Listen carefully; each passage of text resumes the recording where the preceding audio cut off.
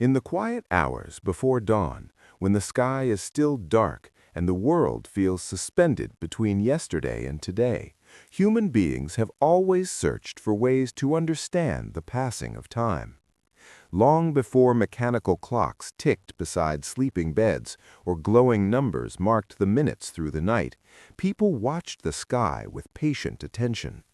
The slow turning of the stars, the steady phases of the moon, and the dependable return of the sun became the first measures of duration. Over the next 2 hours, this journey will move gently through ancient observatories, temple courtyards, palace workshops, and monastic towers where the earliest astronomical clocks were imagined and built. We will follow the quiet work of scholars, artisans, and rulers who sought not only to measure time, but to bring the vast movements of the heavens into harmony with daily life on Earth. Again and again, we will return to the image of a quiet circle of bronze and shadow, an instrument that marks the hours without hurry, reminding us that time itself flows steadily whether noticed or not. There is no need to remain awake for every detail. You may simply listen as the story unfolds slowly, allowing the mind to rest while history continues on its calm and unbroken path. In the earliest agricultural societies, timekeeping was inseparable from survival. Along the fertile banks of the Tigris and Euphrates rivers, farmers learned that planting too early or too late could determine whether a harvest would flourish or fail. By the 3rd millennium BCE, priests in Sumerian cities such as Ur, Uruk, and Lagash observed the rising of specific stars to anticipate seasonal floods and agricultural cycles. Clay tablets discovered in these regions record lists of constellations, eclipse omens, and calendar notations, suggesting an organized effort to align human activity with celestial patterns. The sky became a dependable guide in a landscape where the rhythm of water determined life itself. At night, when the air cooled and the city quieted, observers climbed temple platforms to watch the heavens move slowly across the darkness. They were not measuring minutes, but cycles, repeating patterns that could be trusted. The quiet circle of bronze and shadow did not yet exist in metal form, but the idea of a steady, repeating motion had already taken root. In ancient Egypt, the relationship between astronomy and timekeeping became visible in stone and ritual. Around 2500 BCE, temple complexes such as Karnak were carefully aligned with the rising sun on specific days of the year. Egyptian priests divided the night into 12 segments using star clocks, charts painted on coffin lids that indicated which stars would rise at each interval. These were not clocks in the modern sense, but they allowed time to be structured even in darkness. Water clocks, known as clepsydras, were also developed to measure hours when the sky was obscured. One surviving example from the reign of Amenhotep III shows a stone vessel with interior markings indicating the passage of time as water drained slowly through a small hole. The steady dripping echoed softly in temple chambers, a sound that may have been as calming as it was practical. Here, the quiet circle of bronze and shadow took the form of water flowing through darkness, a reminder that time could be measured even when the stars were hidden. As centuries passed, knowledge moved across cultures through trade, conquest, and scholarship. Greek thinkers encountered Egyptian and Babylonian astronomy and sought to describe the cosmos in mathematical terms.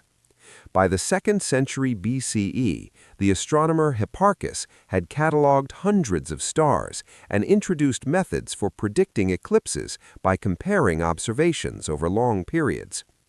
Around the same time, craftsmen constructed the device now known as the Antikythera mechanism, recovered from a shipwreck off the Greek island of Antikythera in 1901. This intricate assembly of bronze gears, dated to roughly 100 BCE, could predict the positions of the sun and moon, track lunar phases, and forecast eclipses through interlocking cycles. When reconstructed, its dials reveal a quiet circle of bronze and shadow that mirrors the heavens in miniature, turning slowly as if echoing the patient motion of celestial bodies themselves. It was not a clock that struck the hours, but a device that revealed the deeper structure of time, the layered cycles that governed both sky and calendar. In China, the pursuit of astronomical timekeeping followed its own path, shaped by imperial administration and ritual tradition. Accurate calendars were essential for agriculture, taxation, and ceremonies that reinforced the legitimacy of rulers. During the Han Dynasty, observatories were established to track celestial events and regulate the calendar. By the 11th century CE, the engineer Su Song designed an extraordinary clock tower in the capital city of Kaifeng. His mechanism combined a water-driven escapement system, a device that allows controlled release of energy, with rotating celestial spheres and mechanical figures that announced the hours.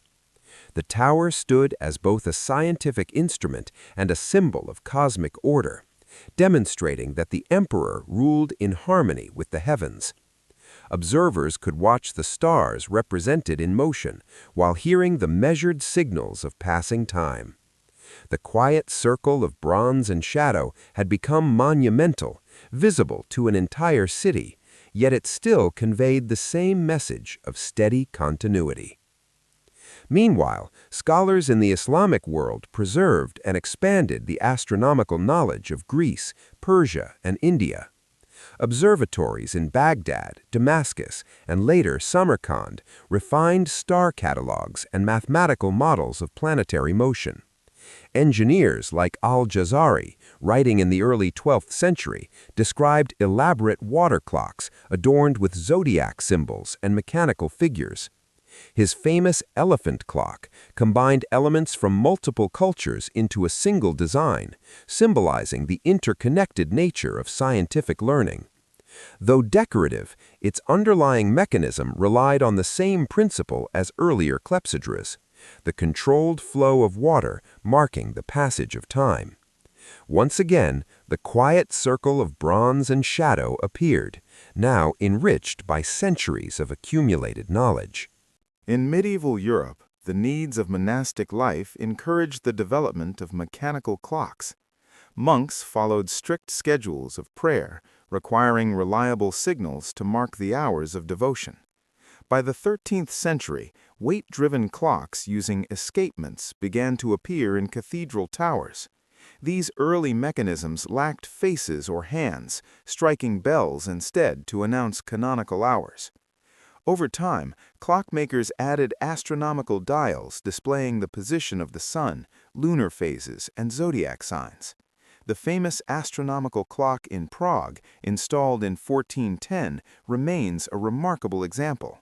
Its ornate face presents a quiet circle of bronze and shadow that unites medieval cosmology with mechanical ingenuity, inviting viewers to contemplate both earthly time and celestial order. As the Renaissance unfolded, interest in precision increased. Clockmakers in cities such as Nuremberg, Strasbourg, and Venice produced increasingly accurate astronomical clocks, some occupying entire rooms. These instruments incorporated rotating globes, calendar wheels, and displays of planetary motion, transforming timekeeping into a visual experience.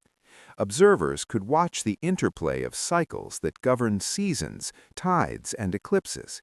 The quiet circle of bronze and shadow appeared again in each dial, reinforcing the sense that time was both measurable and vast beyond comprehension. Across continents and centuries, the development of astronomical clocks reflects a shared human desire for continuity. Each innovation built upon earlier insights, transforming observations into instruments and cycles into mechanisms. These clocks did not conquer time, but they allowed people to live in closer awareness of its rhythms. They brought the distant motions of the heavens into everyday spaces, from temples and palaces to public squares. As this journey draws gently toward its close, it becomes clear that ancient astronomical clocks were more than tools. They were expressions of trust in the predictability of nature, assurances that even as civilizations rose and fell, the heavens would continue their measured course. If sleep comes before the story ends, that is perfectly fine. The past will continue quietly without you. If this journey through history has stayed with you, it may be because the mastery of time is ultimately an illusion. What ancient astronomers truly mastered was attention, the ability to watch patiently, to record carefully, and to align human activity with cycles far larger than any single moment. The quiet circle of bronze and shadow continues to turn in imagination, marking the hours not with urgency, but with reassurance, guiding the mind gently toward rest as another night yields, once again, to morning. As the light of morning slowly strengthens, revealing the shapes of buildings, trees, and distant hills that had been only silhouettes in the dark, it becomes easier to imagine the countless generations who also watched the transition from night to day and felt the same quiet awareness of time passing. For those who built the earliest astronomical clocks, dawn was not only a beginning, but a confirmation that the universe still moved according to patterns they had learned to trust. The sun rose where it was expected to rise. The shadows shortened at a predictable pace. The day unfolded along a path already traced by the heavens.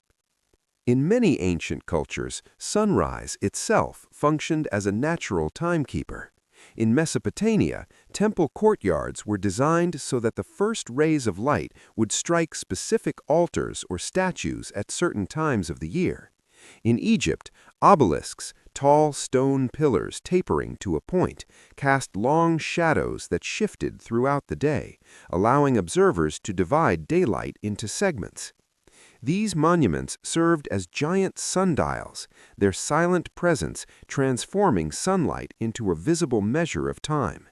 The quiet circle of bronze and shadow appeared once more not in a handheld device, but in the slow rotation of the earth itself, expressed through the movement of light across stone. As societies grew more complex, the need for consistent timekeeping expanded beyond agriculture and ritual. Markets opened at designated hours, legal proceedings required scheduled appearances, and urban life began to depend on coordination among large populations. In Hellenistic cities, such as Alexandria, engineers developed more sophisticated water clocks capable of maintaining a steady flow over longer periods. Some designs included floating indicators connected to rods that pointed toward graduated scales, translating the invisible movement of water into visible motion. Observers could watch a pointer rise or fall slowly, marking the passing hours with quiet precision. Roman engineers adopted and adapted these devices, installing water clocks in public buildings and courts to regulate speeches and debates. In this context, time became not only a natural cycle, but a social contract, a shared agreement about duration and order. The quiet circle of bronze and shadow appeared again in civic life, ensuring fairness and predictability in a growing empire. After the decline of the Western Roman Empire, knowledge of complex engineering did not disappear entirely, but continued in Byzantine and Islamic centers of learning. Scholars translated Greek texts into Arabic, preserving astronomical theories that would later return to Europe. Observatories built in cities such as Baghdad during the Abbasid Caliphate refined measurements of the Earth's circumference and improved the accuracy of star catalogs. These efforts required precise instruments, including armillary spheres, models of the celestial sphere composed of nested rings representing the paths of stars and planets. When rotated, these rings formed a quiet circle of bronze and shadow that mirrored the geometry of the heavens. In East Asia, Korean and Japanese scholars also contributed to the development of astronomical timekeeping. Records from the Joseon dynasty in Korea described water-powered clocks with automated figures that struck bells at regular intervals. These mechanisms ensured that official duties began and ended according to a standardized schedule, reinforcing the stability of governance. Although separated by geography and culture, these societies shared a common belief that accurate timekeeping reflected harmony between human order and cosmic order. By the late medieval period, mechanical clocks began to transform the perception of time itself. Instead of flowing continuously like water or sunlight, time became divided into equal units marked by the ticking of gears. This shift influenced daily life in subtle ways, encouraging punctuality and coordination on a scale previously impossible.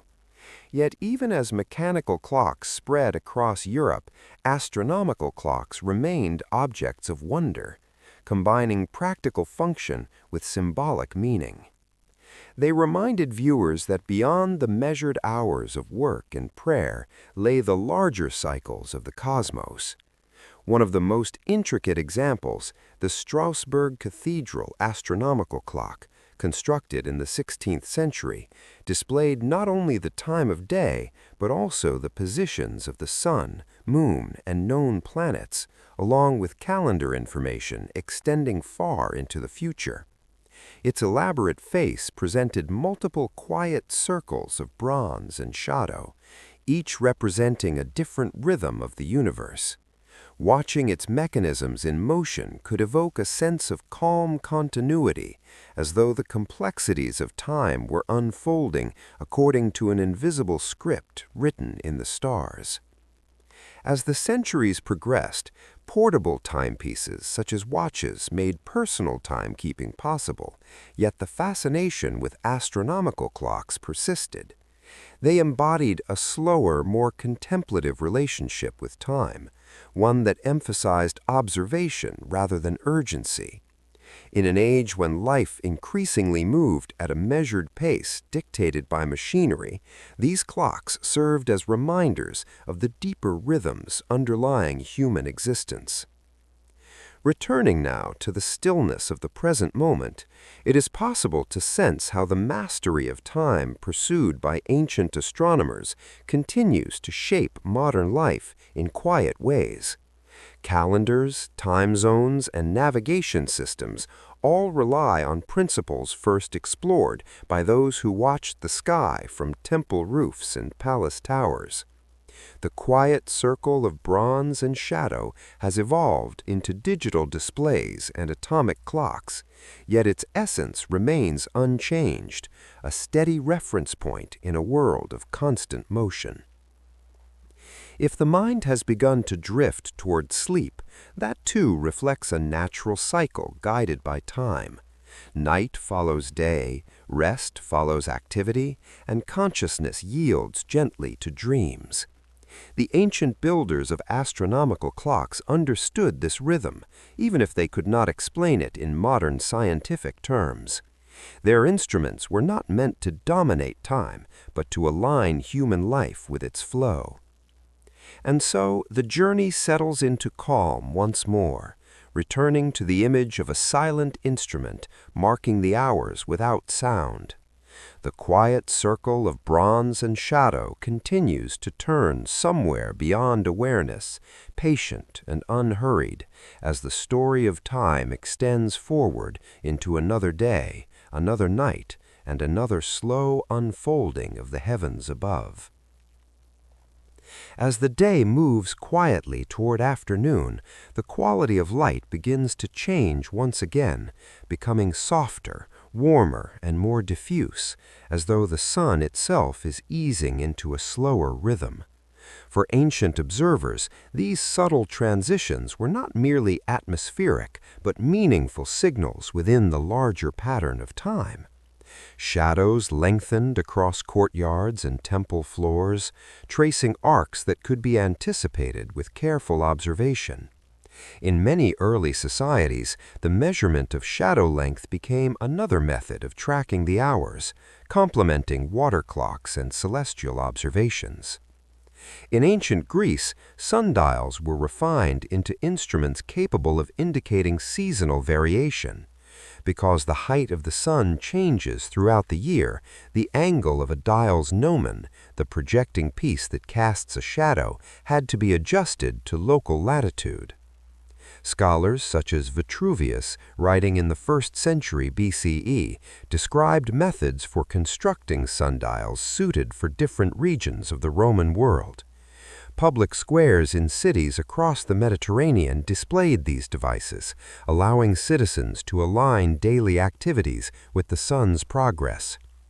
The quiet circle of bronze and shadow appeared here in open air, visible to anyone who paused to look, reminding passers-by that time was both shared and universal. Meanwhile, in India, astronomers developed their own approaches to celestial timekeeping. Texts such as the Surya Siddhanta, compiled over centuries and finalized in the early medieval period, described planetary motions and methods for calculating eclipses with impressive accuracy. Observatories constructed in later periods, including those at Ujjain and Varanasi, incorporated massive stone instruments designed to track solar movement. Although these structures belong to a slightly later era than the earliest astronomical clocks, they represent a continuation of the same impulse to bring the cosmos within reach of human perception. Standing beside one of these instruments, an observer could watch the shadow move slowly across engraved scales, forming another quiet circle of bronze and shadow carved directly into stone. Across the ocean, in Mesoamerica, the Maya civilization also developed highly sophisticated calendars based on astronomical observation. By the Classic period, roughly between 250 and 900 CE, Maya astronomers had calculated the length of the solar year with remarkable precision and tracked the cycles of Venus, which held special significance in their cosmology. Temple complexes such as El Caracol at Chichen Itza were aligned with celestial events, allowing priests to anticipate seasonal changes and ritual dates. Although the Maya did not construct mechanical clocks, their system of interlocking calendars functioned as a conceptual timekeeping mechanism, mapping cycles that extended far beyond a single lifetime. In this context, the quiet circle of bronze and shadow existed in symbolic form, represented by the repeating glyphs carved into stone monuments. Returning to East Asia, Japanese court culture during the Heian period adopted Chinese timekeeping methods while adapting them to local conditions. Time was divided into segments named after zodiac animals, and bells marked transitions between intervals. Later, during the Edo period, Japanese clockmakers developed unique mechanical clocks that accounted for seasonal changes in daylight, adjusting automatically so that daytime and nighttime hours remained proportional. These devices, known as wadoke, demonstrate how different societies interpreted the same fundamental challenge of measuring time. Even as technology advanced, the underlying goal remained consistent: to create a reliable reference point within the shifting flow of nature. As afternoon drifts toward evening, the mind may begin to sense the approach of rest once again. For the ancient astronomers and engineers who devoted their lives to measuring time, this daily transition was both ordinary and profound. It confirmed that the world continued to follow patterns that could be observed, recorded, and anticipated. Their instruments, whether water clocks, sundials, gear mechanisms, or calendar systems, were expressions of quiet confidence in the order of the universe. The quiet circle of bronze and shadow returns now in its simplest form, the horizon itself. where the sun descends slowly, touching distant hills before disappearing from view. In that moment, the boundary between day and night becomes visible, a natural marker that requires no mechanism to interpret. Ancient observers watched this transition with the same calm attention that guided their work, knowing that darkness would soon bring the stars back into sight, and with them the steady reference points of the night sky. If sleep has begun to approach, it arrives not as an interruption, but as part of this same cycle. Just as ancient clocks marked the passage of hours without urgency, the body follows its own quiet rhythm, guided by patterns older than any instrument. There is no need to resist it. The story of time will continue gently in the background, as it has for thousands of years, carried forward by the turning of the earth and the motion of the heavens. And so the journey settles once more into stillness, returning to the image that has accompanied it from the beginning, a silent instrument, a quiet circle of bronze and shadow, marking the hours without sound. It continues to turn beyond awareness, steady and patient, as the evening deepens and another night begins its calm, unhurried passage across the sky. As evening settles fully and the first stars begin to appear one by one in the deepening sky, the ancient relationship between astronomy and timekeeping becomes most visible again. For countless generations, this moment, when daylight releases its hold and darkness reveals the wider universe, was the true beginning of observation. Without the brightness of the sun, the subtle movements of the heavens could be seen clearly, and with them the long, dependable cycles that guided early calendars and clocks. In many parts of the ancient world, the rising of specific stars marked the transition into particular seasons. The appearance of Sirius before dawn, for example, signaled the coming inundation of the Nile in Egypt, an event essential for agriculture and survival. Egyptian priests watched carefully for this heliacal rising, the first visible appearance of a star just before sunrise after a period of invisibility. When it occurred, preparations began across the kingdom for the flooding that would renew the land. In this way, the sky itself functioned as a vast, slow-moving timepiece, far larger than any instrument humans could construct. The quiet circle of bronze and shadow seemed almost unnecessary when the entire horizon became a dial illuminated by stars. In Mesopotamia, astronomer priests compiled extensive records of planetary movements, especially those of Venus, whose cycles were tracked over decades. Tablets from Babylon describe patterns of appearances and disappearances, allowing predictions of future events in the sky. These observations were not only scientific, but symbolic, believed to reflect the intentions of divine forces. Yet beneath the interpretation lay a consistent method, careful, repeated measurement of time through celestial motion. Night after night, observers watched the same points of light rise and set, forming an unbroken chain of awareness stretching across generations. Greek philosophers later approached these patterns with a different perspective, seeking natural explanations rather than divine messages. Aristotle described the heavens as composed of concentric spheres, each carrying celestial bodies in perfect circular motion. Although this model would later be replaced, it reinforced the idea that circular movement represented perfection and permanence. Mechanical designers drew inspiration from this concept, shaping astronomical clocks to mimic the smooth rotation of celestial spheres.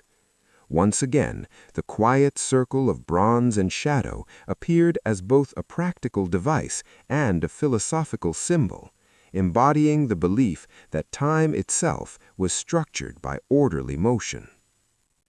During the medieval period, scholars in Islamic observatories advanced these ideas through precise measurement and mathematical refinement. Instruments such as quadrants and armillary spheres allowed astronomers to calculate the positions of stars with increasing accuracy. Observatories in cities like Maraghe and Samarkand became centers of quiet, meticulous work, where scholars recorded data that would later influence European science. These environments were often described as serene, places where concentration and patience were valued above all else. One can imagine the soft sound of pages turning, the faint glow of oil lamps, and the steady alignment of instruments with the night sky, all part of a calm pursuit of understanding time's deeper structure. As evening settles fully and the first stars begin to appear one by one in the deepening sky, the ancient relationship between astronomy and timekeeping becomes most visible again. For countless generations, this moment, when daylight releases its hold and darkness reveals the wider universe, was the true beginning of observation. Without the brightness of the sun, the subtle movements of the heavens could be seen clearly, and with them the long, dependable cycles that guided early calendars and clocks. In many parts of the ancient world, the rising of specific stars marked the transition into particular seasons. The appearance of Sirius before dawn, for example, signaled the coming inundation of the Nile in Egypt, an event essential for agriculture and survival. Egyptian priests watched carefully for this heliacal rising, the first visible appearance of a star just before sunrise after a period of invisibility. When it occurred, preparations began across the kingdom for the flooding that would renew the land. In this way, the sky itself functioned as a vast, slow-moving timepiece, far larger than any instrument humans could construct. The quiet circle of bronze and shadow seemed almost unnecessary when the entire horizon became a dial illuminated by stars. In Mesopotamia, astronomer priests compiled extensive records of planetary movements, especially those of Venus, whose cycles were tracked over decades. Tablets from Babylon describe patterns of appearances and disappearances, allowing predictions of future events in the sky. These observations were not only scientific, but symbolic, believed to reflect the intentions of divine forces. Yet beneath the interpretation lay a consistent method, careful, repeated measurement of time through celestial motion. Night after night, observers watched the same points of light rise and set, forming an unbroken chain of awareness stretching across generations. Greek philosophers later approached these patterns with a different perspective, seeking natural explanations rather than divine messages. Aristotle described the heavens as composed of concentric spheres, each carrying celestial bodies in perfect circular motion. Although this model would later be replaced, it reinforced the idea that circular movement represented perfection and permanence.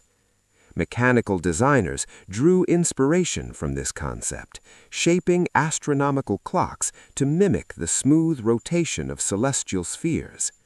Once again, the quiet circle of bronze and shadow appeared as both a practical device and a philosophical symbol, embodying the belief that time itself was structured by orderly motion. During the medieval period, scholars in Islamic observatories advanced these ideas through precise measurement and mathematical refinement. Instruments such as quadrants and armillary spheres allowed astronomers to calculate the positions of stars with increasing accuracy.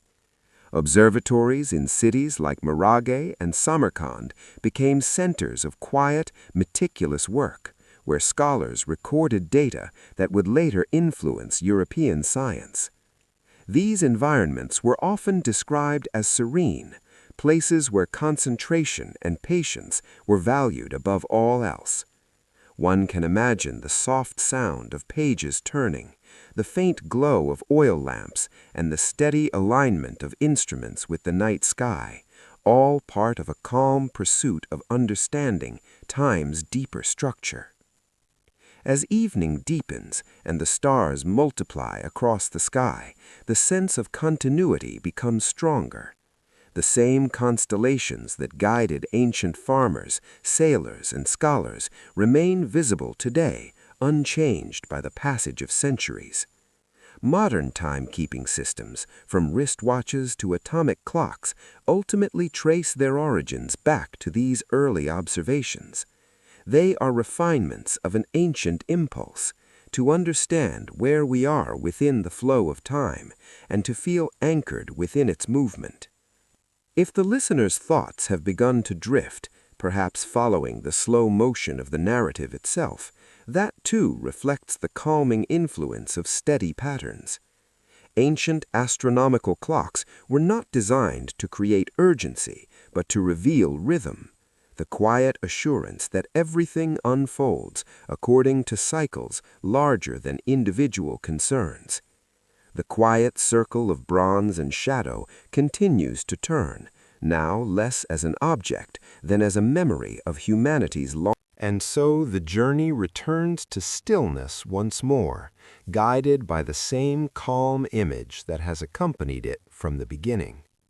Somewhere in the quiet, beyond the reach of sound, a silent instrument marks the passing hours, a quiet circle of bronze and shadow, patient and unhurried, carrying the story of time forward into another night, another dawn, and the endless sequence of days that follow one another without interruption. As the night grows deeper and the world becomes quieter still, there is a particular calm that settles over everything, as if even time itself has slowed to match the stillness. In ancient cities, this was the hour when most activity ceased, when only a few lamps remained lit in temples, observatories, or palace courtyards where watchers continued their careful observations of the sky. For those entrusted with keeping time, night was not a pause but a continuation, a different phase of the same steady cycle. In some cultures, the night was divided into watches, periods marked by changes in the position of stars or the passage of specific constellations across the meridian, the highest point in the sky. Mariners, soldiers, and monks relied on these divisions to structure their duties in darkness. In ancient Rome, the night was commonly divided into 4 watches, announced by changes of guard. In medieval monasteries, bells summoned monks for prayers at intervals that corresponded loosely to these same divisions. Even without precise instruments, people learned to sense time through the gradual shift of the heavens overhead. The quiet circle of bronze and shadow appears again here in a subtler form, represented by the slow arc of stars around the pole star, Polaris, which remains nearly fixed in the northern sky. Observers could watch other stars wheel around this point, forming an immense celestial clock face that completed its rotation every 24 hours. Unlike mechanical devices, this cosmic dial required no maintenance, no adjustment, and no construction. It existed simply because the Earth turned beneath the sky, carrying observers with it. Sailors navigating open seas depended heavily on these patterns. By measuring the height of certain stars above the horizon, they could estimate their latitude, determining how far north or south they had traveled. Instruments such as the astrolabe and later the sextant translated celestial observation into navigational guidance. The same knowledge that allowed scholars to mark the hours also allowed ships to cross oceans with confidence. Timekeeping and navigation were deeply intertwined, both rooted in the careful study of celestial motion. In East Asia, night watches were sometimes signaled by the beating of drums or striking of bells from city towers. Guards responsible for these signals monitored water clocks to ensure accuracy, adjusting for temperature and seasonal variation that could affect the flow of water. Even in darkness, human systems worked to maintain alignment with the steady progression of hours. These practices illustrate how timekeeping extended beyond science into the organization of society itself, shaping patterns of sleep, labor, and security.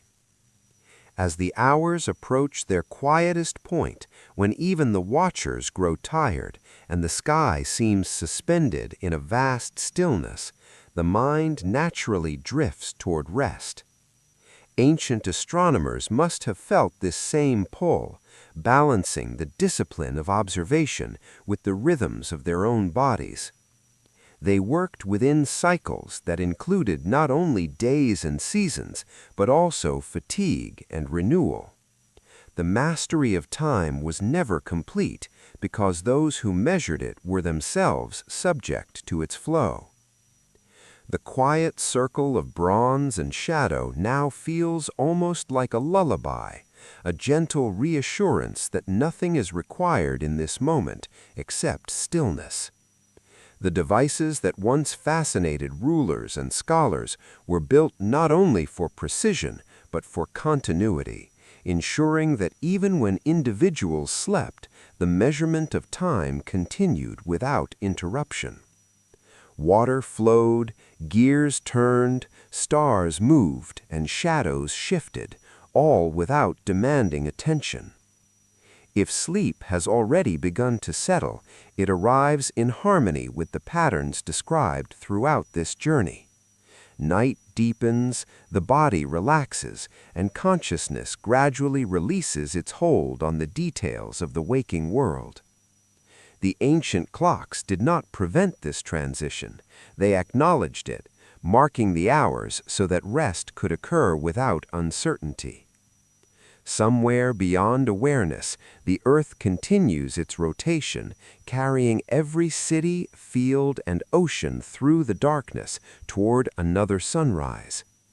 The stars wheel silently overhead, tracing paths that have guided humanity for thousands of years. The quiet circle of bronze and shadow continues to turn, unseen but steady, marking the passage of time not as something to resist, but something to trust. In the final hours before dawn returns, there is a depth of quiet unlike any other time of night. The air feels cooler, the darkness more complete, and the world seems to pause in a moment of suspended calm.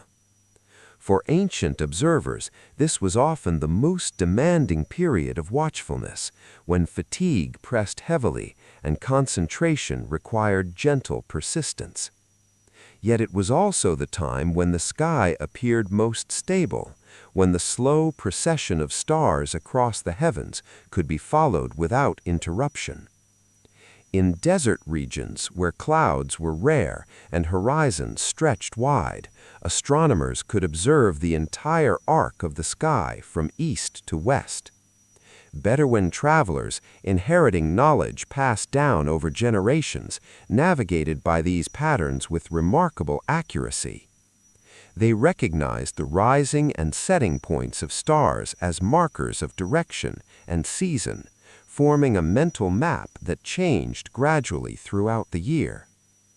Their understanding did not rely on constructed instruments, yet it reflected the same quiet awareness that inspired the builders of astronomical clocks. The quiet circle of bronze and shadow was mirrored in the turning of the sky itself, vast and silent. Far to the north, in regions where winter nights lasted many hours, the observation of celestial motion became even more pronounced. Scandinavian communities watched the slow rotation of constellations around the pole star during long periods of darkness, noting how their positions shifted over weeks and months. These changes signaled the approach of seasonal transitions long before the sun's path revealed them. Time, in such places, felt expansive rather than hurried, measured in cycles of light returning after prolonged absence. In monastic settings across medieval Europe, the final watch of the night held particular significance. Monks rose before dawn for prayers known as matins, gathering in dimly lit chapels where candles flickered against stone walls. Mechanical clocks, where they existed, provided signals for these gatherings, but the deeper structure of time remained tied to the progression of night toward morning. The sound of a bell breaking the silence could feel both grounding and reassuring, a reminder that the community moved together through the same measured hours. The quiet circle of bronze and shadow appeared in the unseen mechanism behind the bell, steady and dependable, even when hidden from view. As the eastern horizon begins to lighten, almost imperceptibly at first, the long arc of night observation reaches its natural conclusion. The faint glow spreads upward, gradually dissolving the stars until only the brightest remain visible. Ancient astronomers often recorded these transitions carefully, noting the last visible appearance of particular stars before sunrise. Such observations were essential for maintaining calendars and predicting seasonal events. The boundary between night and day was not abrupt but gradual, a blending of darkness into light that unfolded at a pace encouraging patience. This moment carries a quiet sense of completion. The cycle that began with sunset has reached its turning point, and a new day prepares to emerge. The instruments of timekeeping, water clocks nearly emptied, candles burned low, mechanical devices continuing their measured motion, stand as silent witnesses to the passage of hours that required no intervention to continue. The quiet circle of bronze and shadow has completed another rotation, linking one night seamlessly to the next day. For the listener resting now, perhaps drifting between wakefulness and sleep, this transition mirrors the natural rhythm of the body. Just as ancient observers trusted the dawn to arrive without effort, there is no need to remain aware as rest deepens. The story of time continues whether noticed or not, carried forward by forces far larger than individual attention. And so the journey comes to its gentlest conclusion, returning to stillness as the first light of morning touches the horizon. The long history of astronomical clocks fades into the background, leaving only the awareness that humanity has always sought reassurance in the steady patterns of the universe. The quiet circle of bronze and shadow continues to turn somewhere beyond sight, patient and unhurried, guiding the passage from night into day just as it has for thousands of years. Another sunrise begins, calm and inevitable, and with it the promise that time will continue its quiet unfolding, carrying every life forward in the same steady rhythm that once inspired ancient watchers to lift their eyes toward the sky and listen to the silent motion of the heavens above. With the arrival of dawn, the long vigil of night observers comes gently to an end. Yet for those who devoted their lives to understanding time, morning was not a conclusion, but a continuation. The same attention once directed toward the stars now turned toward the sun's ascent, the lengthening of shadows, and the gradual warming of the air. In ancient observatories, scribes recorded the exact moment when the sun's edge appeared above the horizon, noting variations from one day to the next. These measurements refined calendars and revealed the subtle drift of seasons across years. In Egypt, priests stationed within temple complexes watched for sunlight to penetrate specific corridors or illuminate sacred statues on particular dates. Such alignments were not accidental, but carefully engineered to demonstrate harmony between divine order and earthly authority. When the sun reached its designated point, the temple interior would glow briefly, transforming architecture into a timekeeping instrument.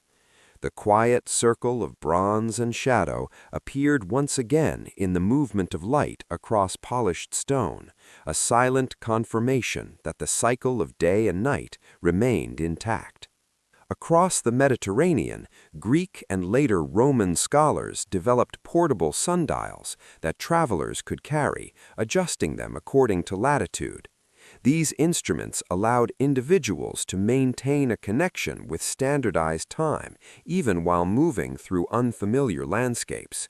For merchants, soldiers, and officials, this portability was essential, enabling coordination across expanding networks of trade and governance. Yet despite their practicality, these devices still relied on the same fundamental principle, the relationship between the sun's position and the Earth's rotation. In the Islamic world, the precise determination of prayer times required accurate observation of solar movement throughout the day. Scholars constructed elaborate sundials on mosque walls, calibrated to local geography. These instruments often featured inscriptions explaining how to interpret the shadow's position, blending scientific knowledge with artistic expression. The quiet circle of bronze and shadow became a daily guide for communities, structuring moments of reflection and collective pause amid the flow of ordinary life. In East Asia, imperial astronomers reported directly to rulers, ensuring that calendars remained accurate and auspicious dates could be declared with confidence. Errors in timekeeping were considered serious, as they implied a disruption in the harmony between heaven and earth. As a result, observatories were maintained with great care, and astronomical clocks were treated not merely as tools, but as symbols of stability. When these devices functioned smoothly, they reinforced the belief that order prevailed. As the morning advances and the world grows brighter, the quiet intensity of night observation gives way to the practical rhythms of daily activity. Markets open, workshops resume their work, and the steady hum of life returns. Yet beneath this movement lies the same measured flow of time that guided ancient astronomers. The clocks they built did not accelerate or restrain this flow, they simply made it visible, offering reassurance that the universe operated according to comprehensible patterns. For the listener, now drifting in and out of sleep, this transition from night to day may pass unnoticed, just as it did for those who relied on instruments to maintain continuity while they rested.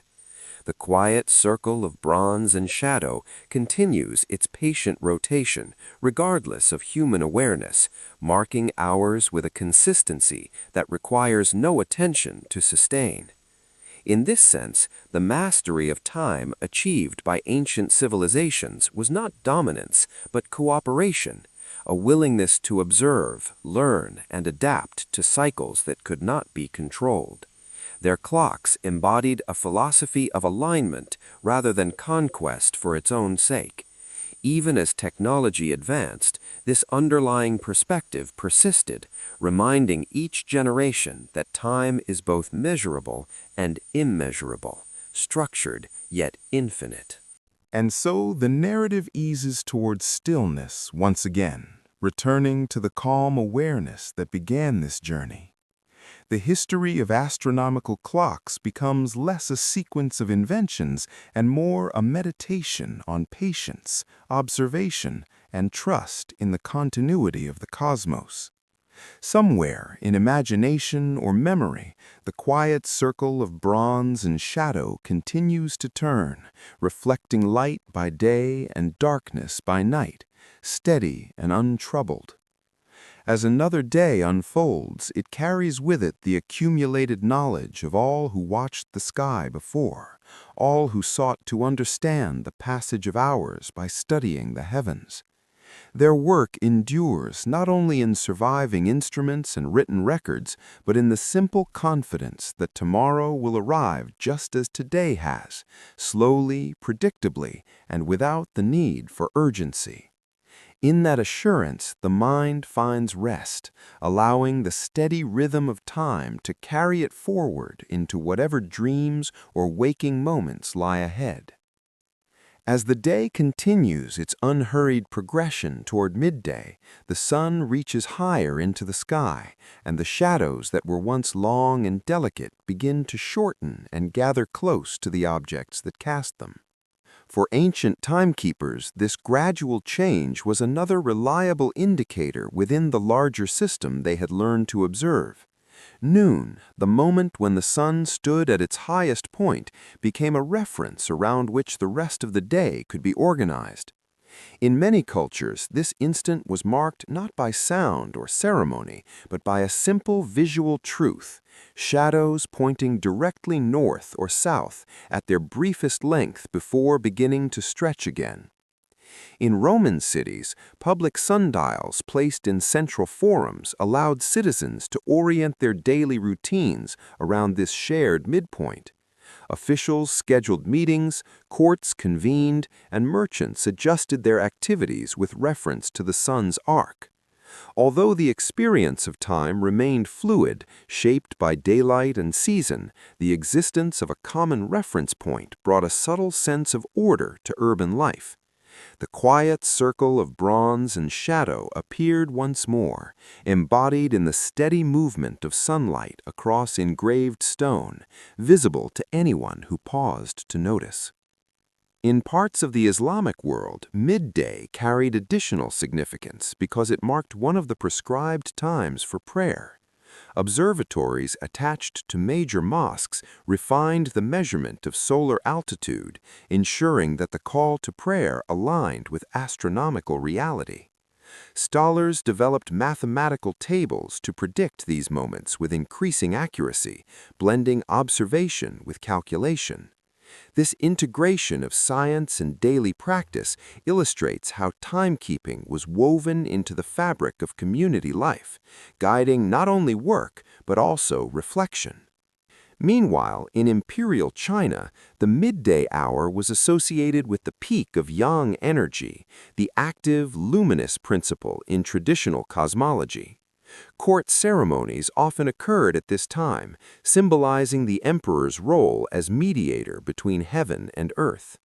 Astronomical clocks in palace complexes reinforced this symbolism by displaying the sun's position and seasonal progression.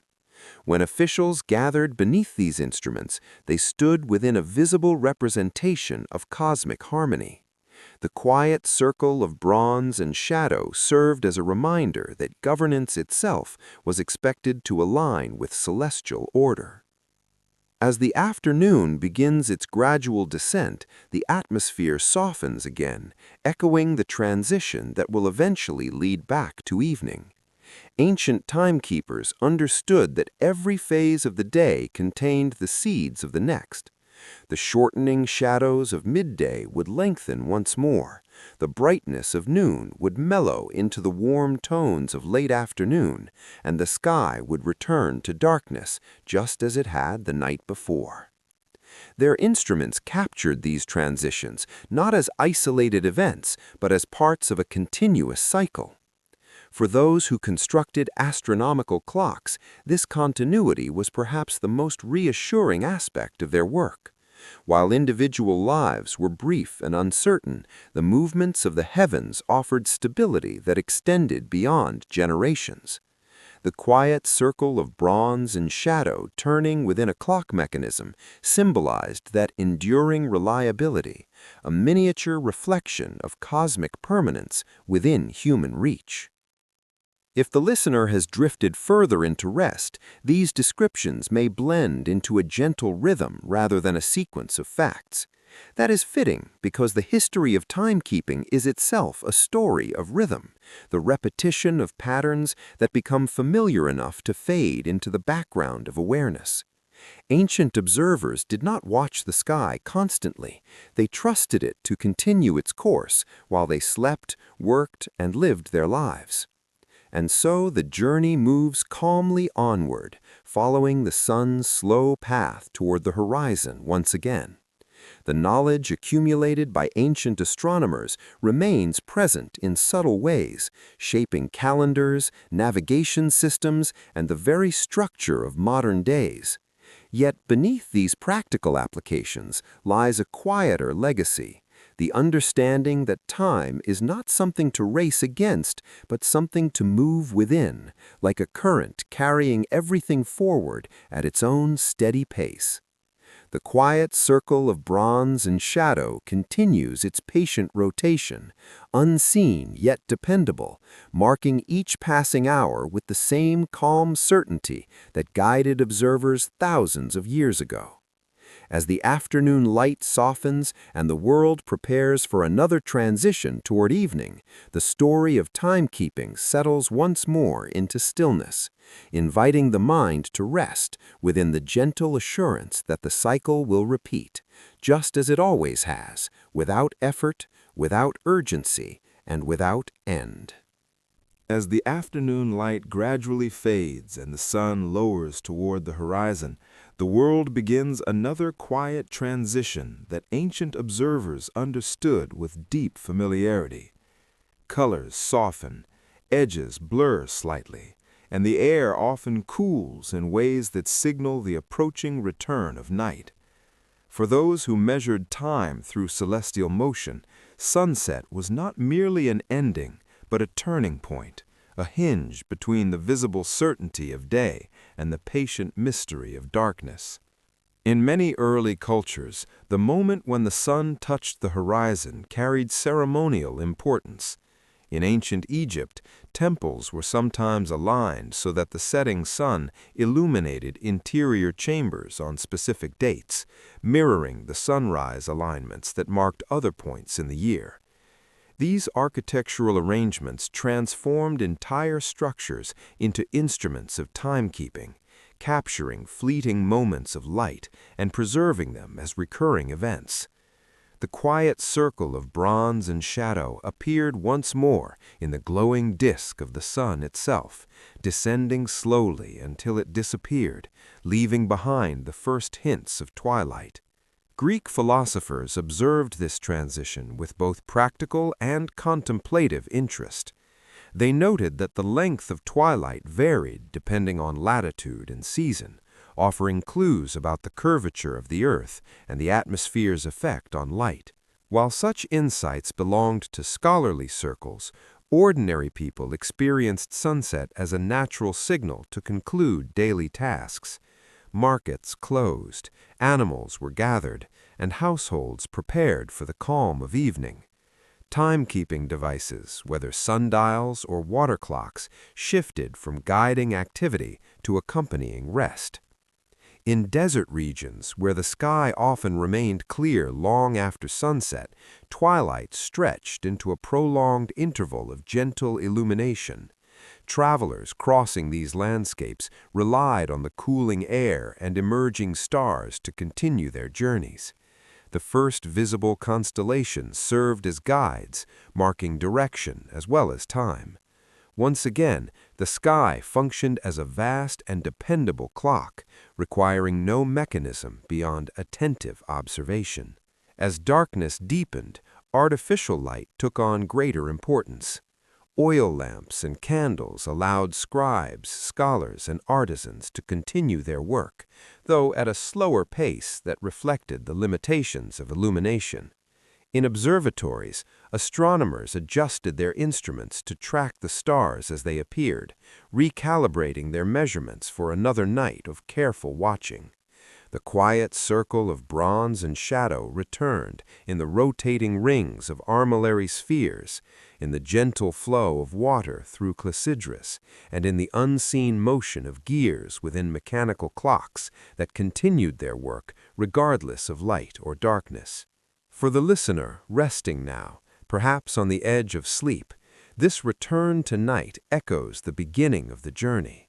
The cycle that opened with the quiet hours before dawn has come full circle, demonstrating how the passage of time is less a straight line than a continuous loop.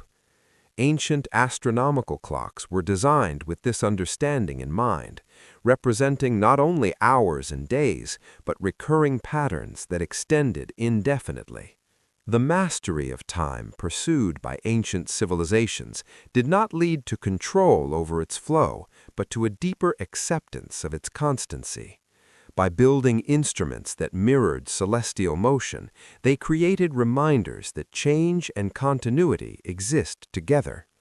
Each sunset follows a sunrise, each night leads to another day, and each measured hour dissolves into the next without resistance. The quiet circle of bronze and shadow remains the enduring symbol of this awareness.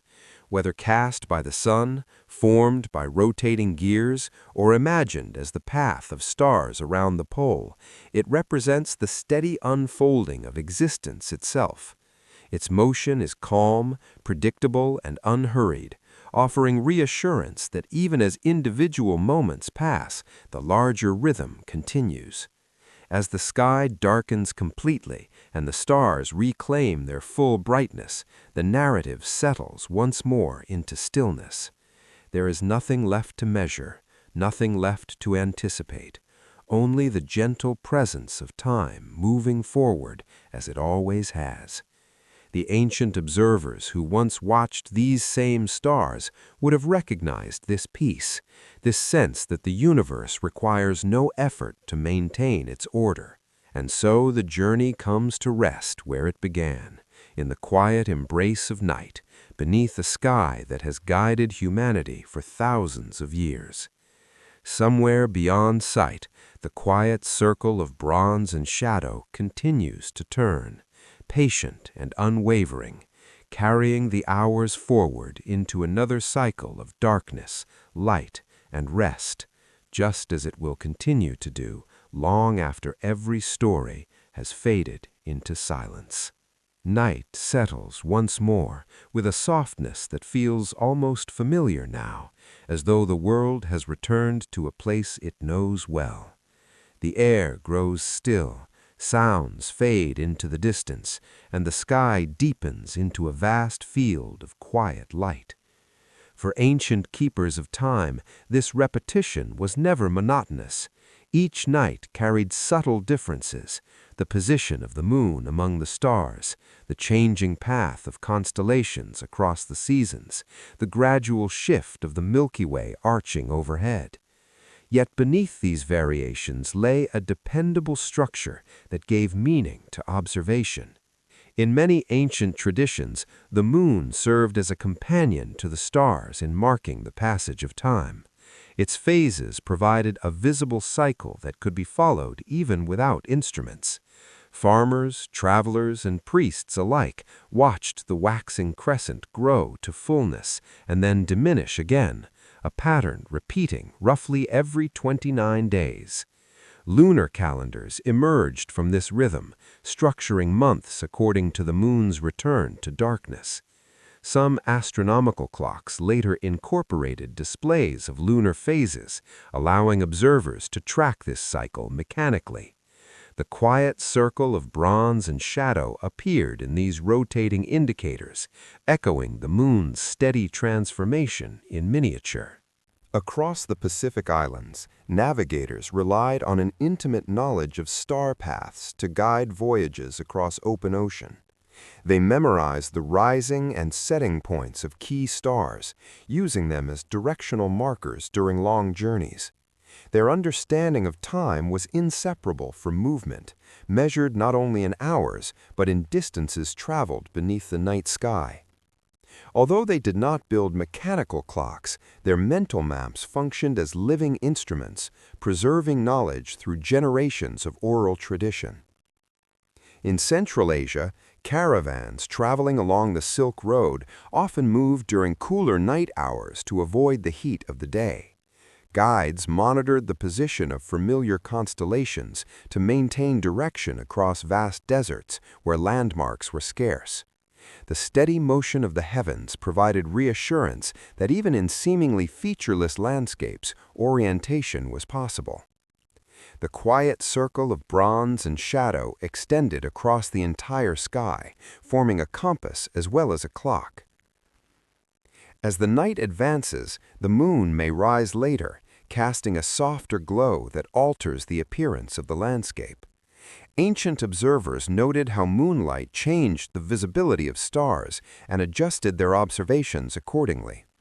Some water clocks were calibrated differently for nights with bright lunar illumination, compensating for the altered perception of time that light can create.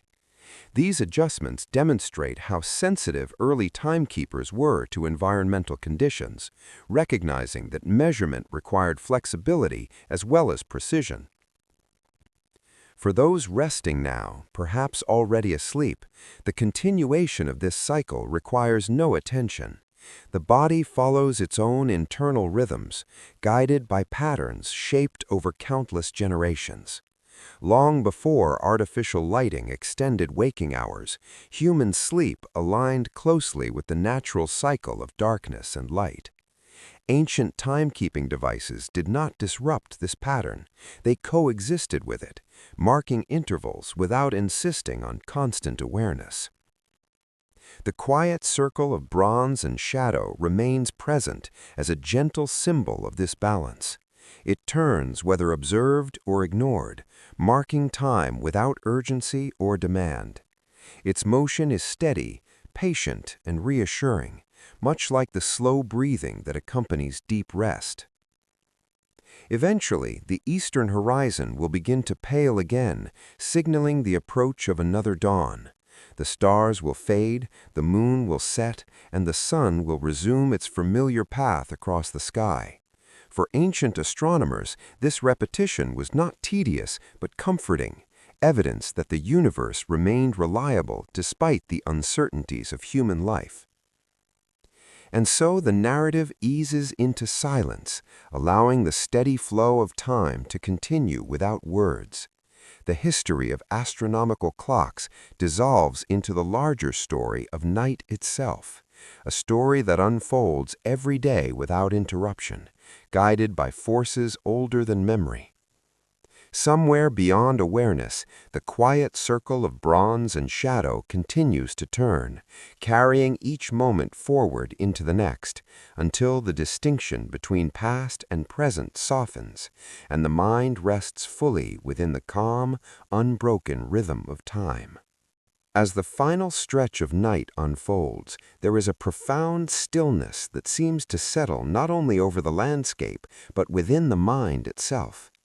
This is the hour when even the most vigilant watchers of the past would have felt the weight of quiet pressing gently around them, when the sky appears almost unchanged from one moment to the next. The constellations continue their slow drift, yet the motion is so gradual that it can feel as though time has paused entirely. For ancient astronomers, this illusion of stillness was both comforting and humbling, a reminder that the universe moves on scales far beyond immediate perception. In observatories across different civilizations, this was often the time reserved for the most careful measurements. Without the distractions of early evening activity or the anticipation of dawn, attention could narrow to the precise alignment of instruments with distant points of light. In China, court astronomers recorded the culmination of stars, the moment when a celestial body crossed the highest point in the sky, as part of maintaining accurate calendars. In the Islamic world, scholars working in quiet courtyards compared observations across nights, seeking patterns that would confirm or refine earlier calculations. Their work required patience and trust in the continuity of cycles that unfolded slowly but reliably. The quiet circle of bronze and shadow returns here in the form of the armillary sphere, its interlocking rings representing the paths of celestial bodies. When gently rotated, it recreated the sky's motion in a way that could be studied at any hour. Such instruments transformed observation into understanding, allowing astronomers to visualize relationships that were otherwise too vast to grasp. Yet even as they studied these models, they remained aware that the true clock lay above them, written in the movements of stars and planets across immeasurable distances. For those who lived far from centers of learning, farmers, shepherds, and travelers, the same sky served as a familiar companion rather than a subject of study. They recognized the approach of dawn by subtle changes in color along the horizon, by the fading brightness of stars, by the quiet stirring of birds before sunrise. Time was experienced not as numbers or measurements, but sensations woven into daily life. The ancient clocks built by scholars reflected this broader awareness, translating natural rhythms into forms that could be shared across communities. As the first faint glow of morning begins to appear once again, the night's long arc approaches completion. Instruments that had marked the hours in darkness stand ready to yield to those that function in daylight. Water clocks near emptiness, candles burn low, and mechanical devices continue their steady motion without pause. The quiet circle of bronze and shadow has completed another rotation, linking one cycle seamlessly to the next. For the listener, now deeply at rest, this transition requires no participation. Sleep itself is a form of surrender to time's rhythm, allowing the body to follow patterns older than conscious thought. Ancient timekeepers understood that their measurements served not to interrupt rest, but to ensure continuity, so that when people awoke, the world remained ordered and predictable. And so the journey settles into its most tranquil conclusion, returning to the calm awareness that has accompanied every stage of this passage through history. The story of astronomical clocks becomes inseparable from the story of the sky, of the Earth's turning, of the quiet persistence of cycles that carry all life forward. The quiet circle of bronze and shadow continues to turn somewhere beyond sight, steady and untroubled, marking the passage from one day to the next without haste or noise. Another dawn will come, just as it always has, illuminating landscapes where ancient observers once stood and modern listeners now rest. Time flows onward, gentle and constant, inviting the mind to release its hold on wakefulness and drift fully into the calm assurance that nothing is required, nothing is urgent, and the steady rhythm of the universe will continue, whether watched or not, guiding every moment toward its natural place within the endless, peaceful sequence of days and nights. In the soft quiet that follows the first light of dawn, when the sky has brightened enough to reveal the world, yet remains gentle and muted, there is a lingering sense of peace that ancient observers would have recognized well. This was the moment when the long labor of watching the night sky gave way to a different kind of awareness, one grounded not in distant stars, but in the familiar details of the earth. The shapes of buildings, trees, and pathways emerged from shadow, and with them the reassuring continuity of daily life. For those who kept astronomical clocks, this transition was both ordinary and meaningful. Their instruments had carried them through darkness, measuring intervals that could not be seen directly, and now the visible world resumed its role as a natural timekeeper. Morning activities began at a pace that reflected the calm of early light. In temple complexes, courtyards filled slowly with movement. In markets, merchants arranged their goods while the air was still cool. In rural areas, farmers stepped into fields where dew lingered on the ground, aware that the hours of daylight ahead would follow a predictable course. The quiet circle of bronze and shadow appeared once more in the simplest form, the shadow cast by a person standing in the rising sun. Ancient teachers sometimes used this everyday observation to explain the passage of time, encouraging students to notice how their own shadow shortened and lengthened throughout the day. In this way, the human body itself became a living sundial, connected directly to the motion of the earth. As the sun climbed higher, the memory of night receded, yet the knowledge gained from observing it remained. Astronomical clocks were designed precisely for this continuity, ensuring that the understanding of time did not vanish with the stars. They bridged darkness and light, allowing societies to maintain order regardless of visibility. The steady motion of their mechanisms symbolized a deeper truth, that time is not divided by day and night, but flows uninterrupted through both. For listeners now resting in the quiet aftermath of sleep, perhaps only dimly aware of the transition from darkness to light, this same continuity applies. The world continues its rhythm, whether consciously observed or not. The ancient builders of timekeeping devices trusted in this persistence, constructing instruments that could function without constant attention. Water flowed, gears turned, shadows moved, all part of a system that required only occasional adjustment. The quiet circle of bronze and shadow remains as a gentle thread connecting every stage of this journey. It has appeared in water clocks, sundials, celestial spheres, and mechanical dials, but also in natural phenomena, the turning of the sky, the phases of the moon, the shifting light of dawn and dusk. Its meaning has always been the same, a calm assurance that time progresses steadily, neither rushing nor pausing, carrying everything forward in its patient course. As morning settles fully into day, the narrative itself begins to dissolve into the background of ordinary awareness. There is no dramatic ending, no final revelation, only the quiet recognition that the story of time continues beyond any single telling. Ancient astronomical clocks were milestones along this path, markers of humanity's enduring curiosity and capacity for careful observation. And so the journey releases its hold gently, allowing silence to take its place. The quiet circle of bronze and shadow continues to turn somewhere beyond thought, marking hours that will pass whether counted or not.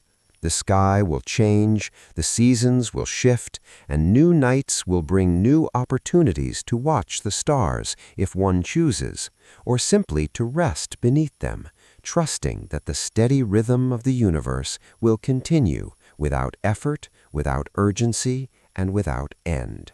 As the day advances into its brighter hours, when sunlight fills every corner and the clarity of morning gives way to the steadiness of midday, the presence of time becomes less noticeable even as it continues to shape every movement. Ancient observers understood this paradox well. The more predictable the cycle became, the less it demanded attention. Once the sun had risen and daily routines were underway, there was little need to consult instruments or watch the sky closely. Time flowed quietly in the background, guiding activity without announcing itself. In bustling ancient cities, workshops opened their doors, craftsmen resumed careful labor, and scribes bent over tablets or scrolls, recording transactions, laws, and observations. Though their tasks varied, they were unified by an invisible framework, the shared understanding of when work began, paused, and ended. Astronomical clocks, whether large public installations or smaller devices maintained by scholars, ensured that this framework remained consistent. Even when unseen, the quiet circle of bronze and shadow continued its steady rotation, anchoring the day in a rhythm that extended beyond individual awareness. Travelers moving between regions relied on this consistency as well. Caravan routes crossing deserts or mountain passes were planned according to seasons and daylight patterns first identified by astronomical observation. Knowledge of time made long journeys possible, reducing uncertainty in unfamiliar terrain. Guides watched the sun's arc during the day and the stars at night, maintaining direction and pace through methods refined over generations. In this way, the mastery of timekeeping contributed not only to science and ritual, but to the movement of people and ideas across vast distances. Meanwhile, in scholarly settings, astronomers continued refining their instruments, comparing observations over months and years to detect subtle variations. They noted discrepancies between predicted and observed positions of celestial bodies, leading to adjustments in models and calendars. This process required patience and humility, acknowledging that even the most carefully constructed devices were approximations of a reality too complex to capture completely. The quiet circle of bronze and shadow symbolized this balance between precision and acceptance, turning steadily even when its measurements required revision. As the afternoon light begins its gradual softening once again, the day approaches the same transition that has repeated countless times throughout this narrative. Shadows lengthen, temperatures ease, and the sky prepares for the return of color that signals evening. Ancient timekeepers would have recognized these signs instantly, not as surprises, but as confirmations of continuity. Each day moved through its phases with a reliability that allowed planning, reflection, and rest. For the listener now, perhaps drifting between sleep and wakefulness, the passage of these hours may feel distant or abstract. That is entirely natural, because the story of time does not require constant attention to remain true. Ancient astronomical clocks were built precisely so that individuals could step away from measurement without losing connection to the larger cycle. They offered reassurance that even when unobserved, the rhythm continued. The quiet circle of bronze and shadow returns once more as a gentle presence rather than a focal point, like the steady breathing that accompanies deep relaxation. Its motion is neither urgent nor slow. It simply exists, marking the flow of existence itself. Whether represented by gears, water, light, or stars, it carries the same message across centuries, that time is not something to fear or pursue, but something to inhabit calmly. As the day leans toward evening again, the journey through the history of astronomical clocks settles into a peaceful awareness of repetition. The cycles described throughout this narrative are not confined to the past. They continue in the present moment, shaping each experience quietly and reliably. Another sunset will come, another night will follow, and the stars will resume their patient motion across the sky. And so the story eases toward silence once more, leaving only the calm assurance that the universe requires no effort to maintain its order. Somewhere beyond perception, the quiet circle of bronze and shadow continues to turn, steady and unbroken, carrying every moment forward into the next, just as it has since the first observers lifted their eyes toward the heavens and wondered how such vast motion could feel so deeply, reassuringly still. As evening approaches yet again, the light softens into warm tones that seem to slow the pace of the world. Ancient observers often regarded this time as one of reflection, a gentle pause between the activity of day and the stillness of night. Work concluded, tools were set aside, and attention gradually returned to the sky, the same sky that had guided the earliest measurements of time. The repetition of this transition, experienced day after day, reinforced the understanding that time is not a sequence of separate moments, but a continuous flow. In many ancient cities, the lowering sun cast long shadows across plazas and temple steps, creating patterns that shifted with quiet elegance. These movements could be anticipated so precisely that architects sometimes designed structures to interact with light at specific times of year. Columns would frame the sunset, corridors would glow briefly, and carvings would appear to come alive in angled illumination. Such designs transformed architecture into a living calendar, linking human craftsmanship with celestial motion. The quiet circle of bronze and shadow appeared once more in these interactions, expressed through light rather than metal. As twilight deepened, communities prepared for the return of darkness. Lamps were lit, gates were secured, and families gathered indoors. In scholarly centers, astronomers adjusted their instruments for another night of observation, repeating routines refined over decades. Their work required patience and trust in the continuity of cycles, the certainty that the stars would appear where expected, that the sky would unfold according to patterns already recorded. Each observation added another layer to the collective understanding of time, reinforcing knowledge that transcended individual lifetimes. For those not engaged in formal study, the night sky still offered guidance and reassurance. Farmers anticipated weather changes by noting the clarity of stars. Travelers estimated direction and distance by familiar constellations. Storytellers wove celestial patterns into myths that preserved memory across generations. In all these ways, the heavens served as both clock and compass, shaping perception even when no instruments were present. As twilight deepened, communities prepared for the return of darkness. Lamps were lit, gates were secured, and families gathered indoors. In scholarly centers, astronomers adjusted their instruments for another night of observation, repeating routines refined over decades. Their work required patience and trust in the continuity of cycles, the certainty that the stars would appear where expected, that the sky would unfold according to patterns already recorded. Each observation added another layer to the collective understanding of time, reinforcing knowledge that transcended individual lifetimes. For those not engaged in formal study, the night sky still offered guidance and reassurance. Farmers anticipated weather changes by noting the clarity of stars.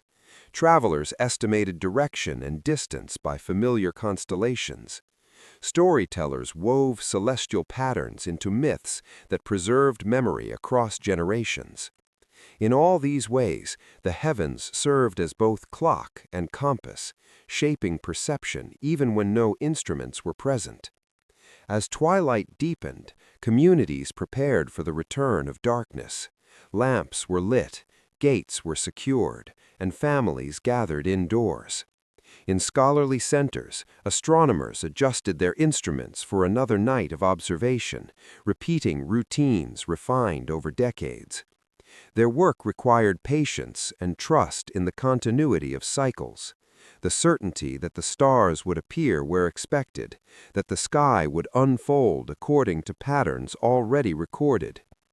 Each observation added another layer to the collective understanding of time, reinforcing knowledge that transcended individual lifetimes. For those not engaged in formal study, the night sky still offered guidance and reassurance.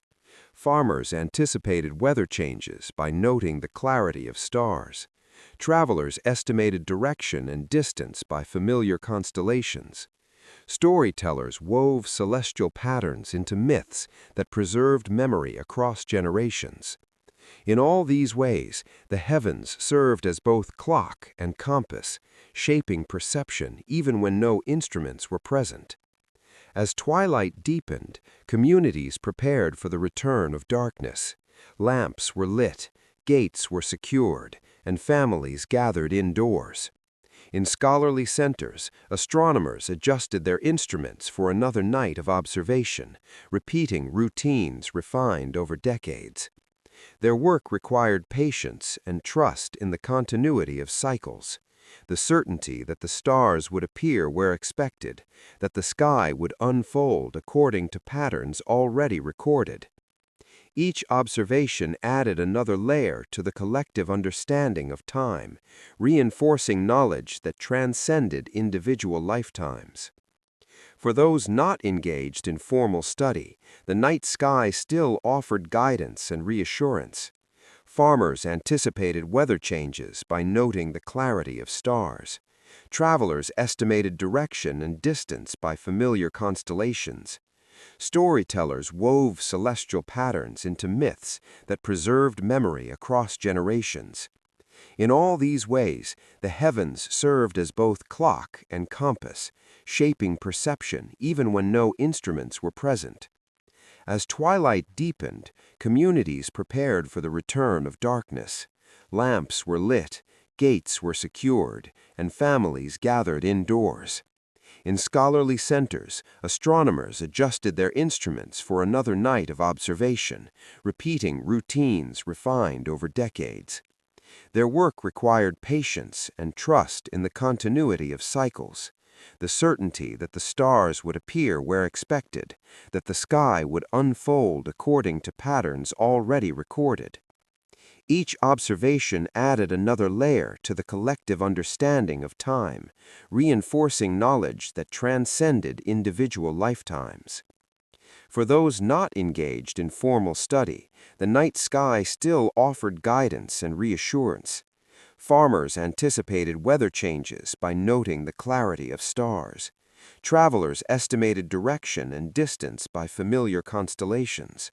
Storytellers wove celestial patterns into myths that preserved memory across generations.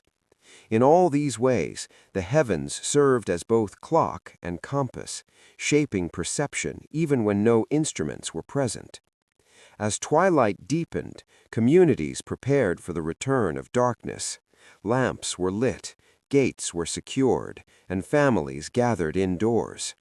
In scholarly centers, astronomers adjusted their instruments for another night of observation, repeating routines refined over decades. Their work required patience and trust in the continuity of cycles, the certainty that the stars would appear where expected, that the sky would unfold according to patterns already recorded. Each observation added another layer to the collective understanding of time, reinforcing knowledge that transcended individual lifetimes. For those not engaged in formal study, the night sky still offered guidance and reassurance. Farmers anticipated weather changes by noting the clarity of stars. Travelers estimated direction and distance by familiar constellations. Storytellers wove celestial patterns into myths that preserved memory across generations. In all these ways, the heavens served as both clock and compass, shaping perception even when no instruments were present. As twilight deepened, communities prepared for the return of darkness. Lamps were lit, gates were secured, and families gathered indoors.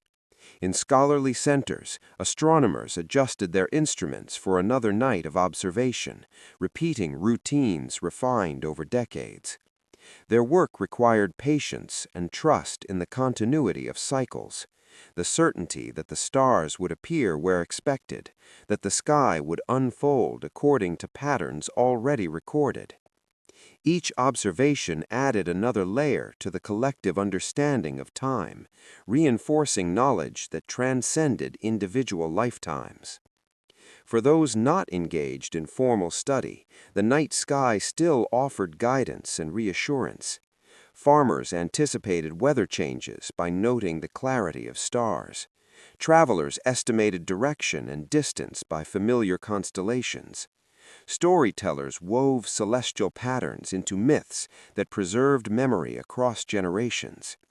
In all these ways, the heavens served as both clock and compass, shaping perception even when no instruments were present. As twilight deepened, communities prepared for the return of darkness.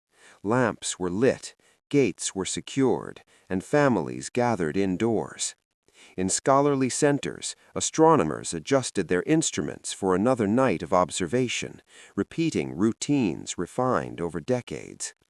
Their work required patience and trust in the continuity of cycles, the certainty that the stars would appear where expected, that the sky would unfold according to patterns already recorded. Each observation added another layer to the collective understanding of time, reinforcing knowledge that transcended individual lifetimes. For those not engaged in formal study, the night sky still offered guidance and reassurance. Farmers anticipated weather changes by noting the clarity of stars. Travelers estimated direction and distance by familiar constellations. Storytellers wove celestial patterns. Eventually, the faintest hint of light will return to the horizon, dissolving the darkness once more. The cycle will begin again, just as it always has, without announcement or interruption. Ancient observers would have greeted this transition with quiet acceptance, knowing that the patterns they studied were part of a larger harmony that required no control. And so the narrative eases into silence, allowing the steady flow of time to continue without words. The history of astronomical clocks becomes indistinguishable from the rhythm of night itself, a slow, continuous unfolding that carries every listener toward rest. Somewhere beyond thought, beyond memory, the quiet circle of bronze and shadow continues to turn, patient and unwavering, guiding each moment gently into the next, until the mind settles fully into sleep and the story dissolves into the same peaceful darkness that surrounds the world beneath the endless, watchful sky. In the gentle stillness just before dawn returns once again, there is a quiet that feels almost complete, as though the world itself is resting between breaths. This hour has always carried a sense of quiet anticipation, not because anything urgent is about to happen, but because change is certain in the most peaceful way. Ancient observers who remained awake through the night would have recognized this subtle shift long before the sky began to brighten. The air cooled to its lowest point, the stars seemed especially clear, and the horizon held a faint promise of light not yet visible. For those who kept the ancient astronomical clocks, this was a moment of quiet satisfaction. Another cycle had been measured, another passage of darkness recorded without interruption. Their instruments, whether water slowly draining through a vessel, gears advancing with measured precision, or calibrated markings catching the movement of shadows, had done exactly what they were designed to do. They had allowed humans to witness continuity, to confirm that time had flowed as expected through the night. The quiet circle of bronze and shadow had turned patiently, completing its path without any need for correction or urgency. In some observatories, records were kept at this hour, summarizing the night's observations before daylight dispersed the stars. Scribes wrote carefully by lamplight, preserving information that might refine calendars or predictions for years to come.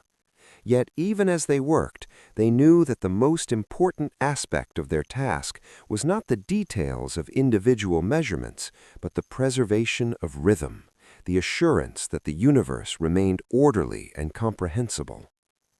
As the first pale light begins to seep into the eastern sky, the stars closest to the horizon fade one by one until only the brightest remain. This gradual disappearance was itself a timekeeping signal, marking the approach of morning more gently than any mechanical device could. Ancient astronomers paid close attention to the sequence in which stars vanished, using it to calibrate their observations and maintain accuracy across seasons. For anyone now listening, perhaps resting deeply or floating on the edge of dreams, this transition requires nothing at all. The world moves from night to day without effort, just as the body moves from wakefulness to sleep. Ancient timekeepers built their instruments so that continuity would be preserved even when no one was watching, trusting that the patterns they studied would continue faithfully. The quiet circle of bronze and shadow returns once more, not as a visible object, but as an enduring idea, a representation of cycles that complete themselves and begin again without interruption. It has guided this journey from its first moments in darkness through every stage of day and night, reminding us that time is both measurable and immeasurable, structured yet boundless. As the horizon brightens further and the shapes of the world begin to emerge, the long narrative of astronomical clocks settles into calm completion. The knowledge accumulated by ancient civilizations remains embedded in modern life, not always visible, but quietly influential. Calendars, navigation, daily schedules all reflect insights first gained by those who watched the sky with patience and care. And so the story releases its final words into the growing light, leaving behind only the steady rhythm it has described.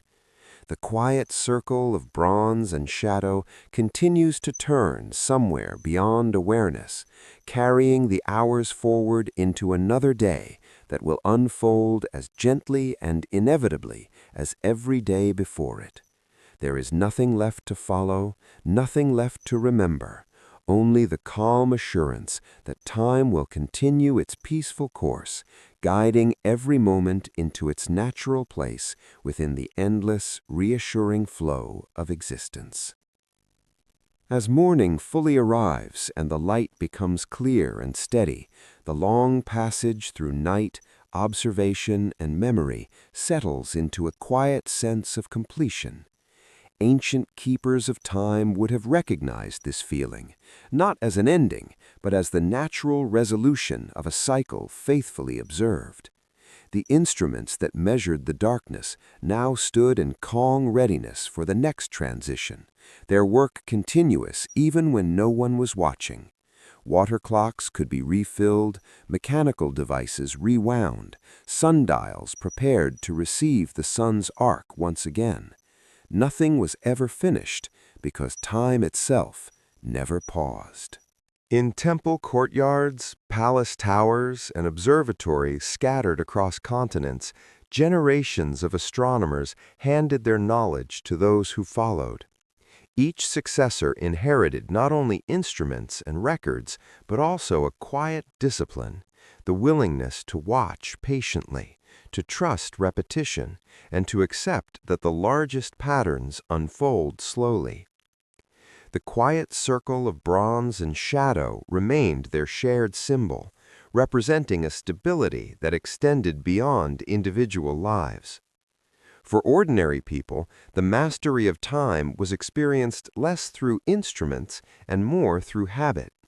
The return of morning meant waking, tending to tasks, greeting familiar surroundings, and participating once again in the rhythm of community life.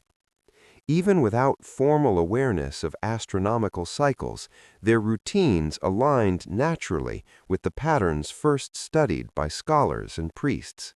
In this way, the influence of ancient timekeeping extended quietly into every household, shaping expectations about work, rest, and the passage of days. As the sun climbs higher, the memory of night fades, yet the reassurance it provided remains. The stars will return, the shadows will lengthen, and the cycle will continue without deviation. Ancient observers found comfort in this certainty, recognizing that while human affairs could be unpredictable, the heavens offered continuity that required no intervention. Their clocks, calendars, and instruments were expressions of gratitude as much as curiosity, acknowledgments of a universe that could be understood through careful attention. For the listener now, perhaps resting in the calm after sleep, or drifting gently between awareness and dreams, the journey through this history need not remain in memory as a sequence of events. It can dissolve into the same quiet rhythm it described, becoming part of the background awareness that time moves forward steadily, whether considered or not. The quiet circle of bronze and shadow continues to turn, not demanding attention, but offering reassurance that every moment has its place. Nothing urgent awaits, nothing requires action. The long effort of measuring time has already been carried out by countless generations, leaving behind a structure within which life can unfold peacefully. Morning will pass into afternoon, afternoon into evening, and evening into night, repeating the pattern that has guided humanity since the first observers lifted their eyes to the sky. And so the story reaches its final stillness, not with a dramatic ending, but with a quiet release. The history of ancient astronomical clocks returns to the silence from which it emerged, leaving only the gentle awareness of continuity. Somewhere beyond thought, beyond language, the quiet circle of bronze and shadow continues its patient motion, steady and unbroken, carrying each moment forward into the next, until the distinction between past and present softens into the same calm flow that has always sustained the world. There is nothing more to follow now, only rest, the same rest that ancient watchers accepted when their work was done and the sky continued without them. Time moves on, calm and unwavering, guiding everything gently toward whatever comes next, just as it always has and always will. As the steady brightness of day settles into a quiet, unwavering light, the long story of humanity's relationship with time begins to feel less like a sequence of inventions and more like a continuous thread woven through every civilization.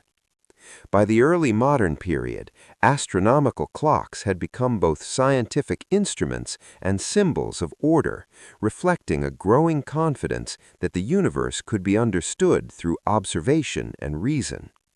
Workshops in cities such as Prague, Strasbourg, and Nuremberg housed artisans who devoted their lives to refining gears, calibrating pendulums, and aligning dials with celestial events recorded across centuries. These craftsmen worked in spaces filled with soft metallic sounds, the careful filing of teeth on a gear, the measured tapping of a hammer adjusting a delicate component. Windows were often positioned to admit steady daylight, allowing precise work without haste. The quiet circle of bronze and shadow appeared here in tangible form, suspended within clock faces that combined artistry with calculation. When completed, these instruments did not merely tell the hour, they displayed the position of the sun in the zodiac, the age of the moon, the progression of seasons, and sometimes even the predicted dates of eclipses far into the future. At the same time, astronomers were refining the models that explained why these cycles occurred. Observations by Nicolaus Copernicus in the 16th century challenged long-standing assumptions by proposing that the Earth itself moved around the Sun. Later, Kepler's calculations revealed that planetary orbits were elliptical rather than perfectly circular, introducing a more complex understanding of celestial motion. These developments did not diminish the significance of astronomical clocks. Instead, they transformed them into representations of a deeper cosmic order. Clockmakers adapted, incorporating new data into their designs, ensuring that their instruments reflected the most accurate knowledge available. In observatories, large mechanical models known as orreries demonstrated planetary motion in miniature, allowing viewers to watch the slow dance of worlds around a central sun. As precision improved, timekeeping gradually shifted from public monuments to personal devices. Pendulum clocks, introduced in the 17th century following the work of Galileo Galilei and Christian Huygens, achieved a level of accuracy previously unimaginable. For the first time, seconds could be measured reliably, dividing time into smaller and more uniform segments. This refinement influenced navigation, enabling sailors to determine longitude by comparing local time with reference clocks carried aboard ships. Once again, the measurement of time opened pathways across the world, shaping exploration and exchange. Yet even as technology advanced, the philosophical meaning of time remained unchanged. Whether marked by the dripping of water in an Egyptian temple, the rotation of a Chinese celestial sphere, or the swing of a pendulum in a European workshop, the purpose of these devices was never simply control. They provided reassurance, evidence that the universe followed patterns that could be observed and trusted. For ordinary people, the presence of accurate clocks gradually altered daily life. Work schedules became more structured, transportation more coordinated, and communication more synchronized. Town squares that once relied on sundials and bells now echoed with the steady ticking of mechanical timepieces.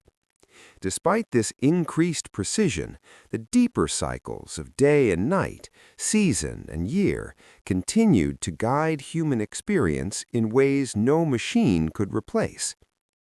As evening approaches once more in this long narrative, the light softens just as it has many times before. Shadows stretch across the ground, repeating a movement observed by countless generations.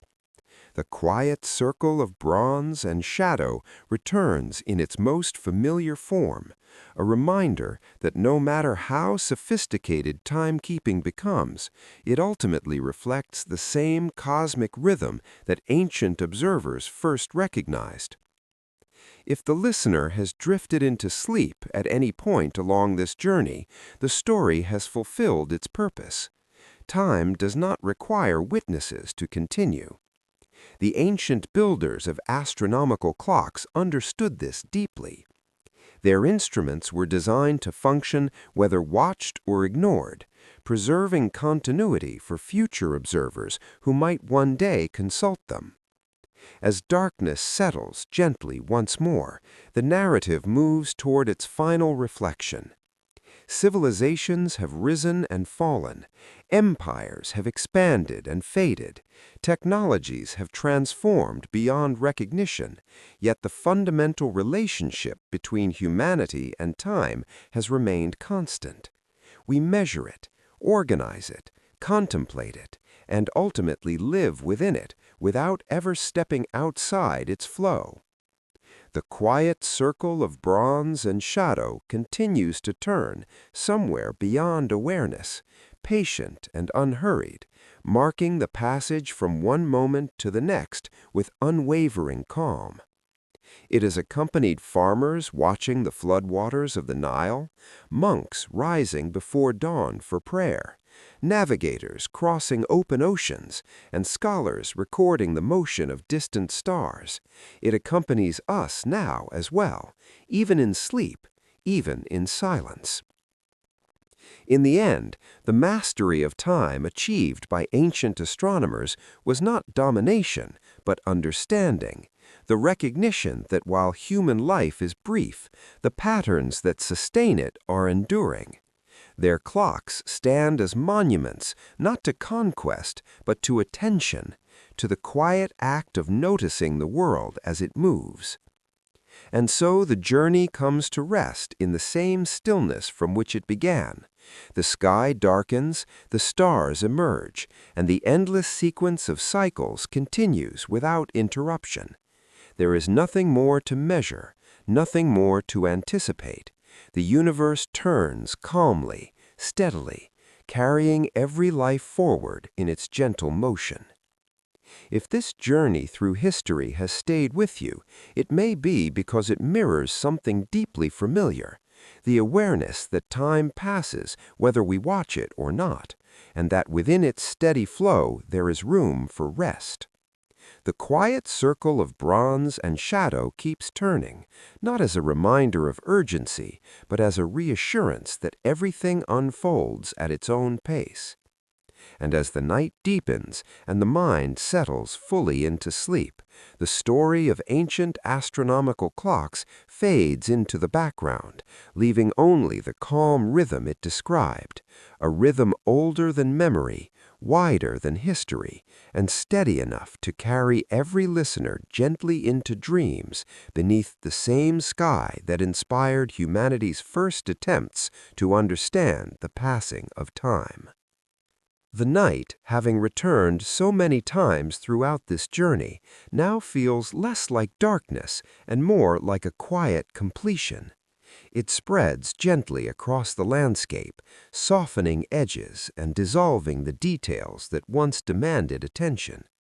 In ancient times, this was the hour when even the most dedicated observers allowed themselves to rest, trusting that their instruments would continue their patient work without supervision. Water would keep flowing, gears would keep advancing, shadows would keep shifting, and the heavens would continue their vast, silent rotation. There is something deeply reassuring in that continuity.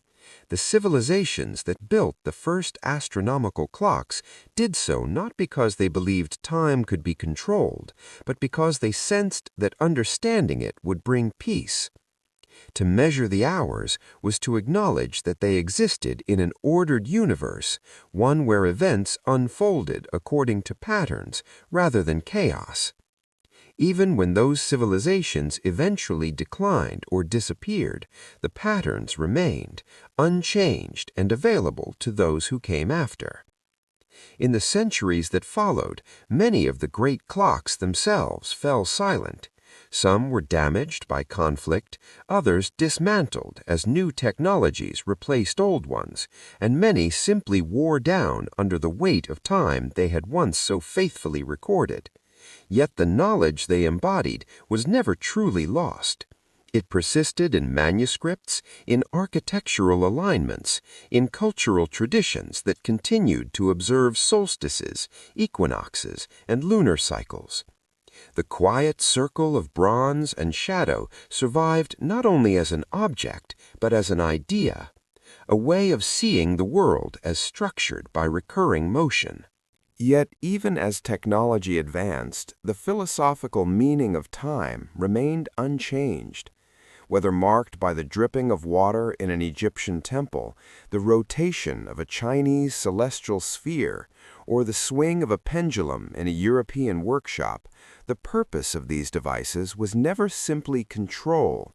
They provided reassurance, evidence that the universe followed patterns that could be observed and trusted. For ordinary people, the presence of accurate clocks gradually altered daily life. Work schedules became more structured, transportation more coordinated, and communication more synchronized. Town squares that once relied on sundials and bells now echoed with the steady ticking of mechanical timepieces. Despite this increased precision, the deeper cycles of day and night, season and year continued to guide human experience in ways no machine could replace. As evening approaches once more in this long narrative, the light softens just as it has many times before. Shadows stretch across the ground, repeating a movement observed by countless generations. The quiet circle of bronze and shadow returns in its most familiar form, a reminder that no matter how sophisticated timekeeping becomes, it ultimately reflects the same cosmic rhythm that ancient observers first recognized.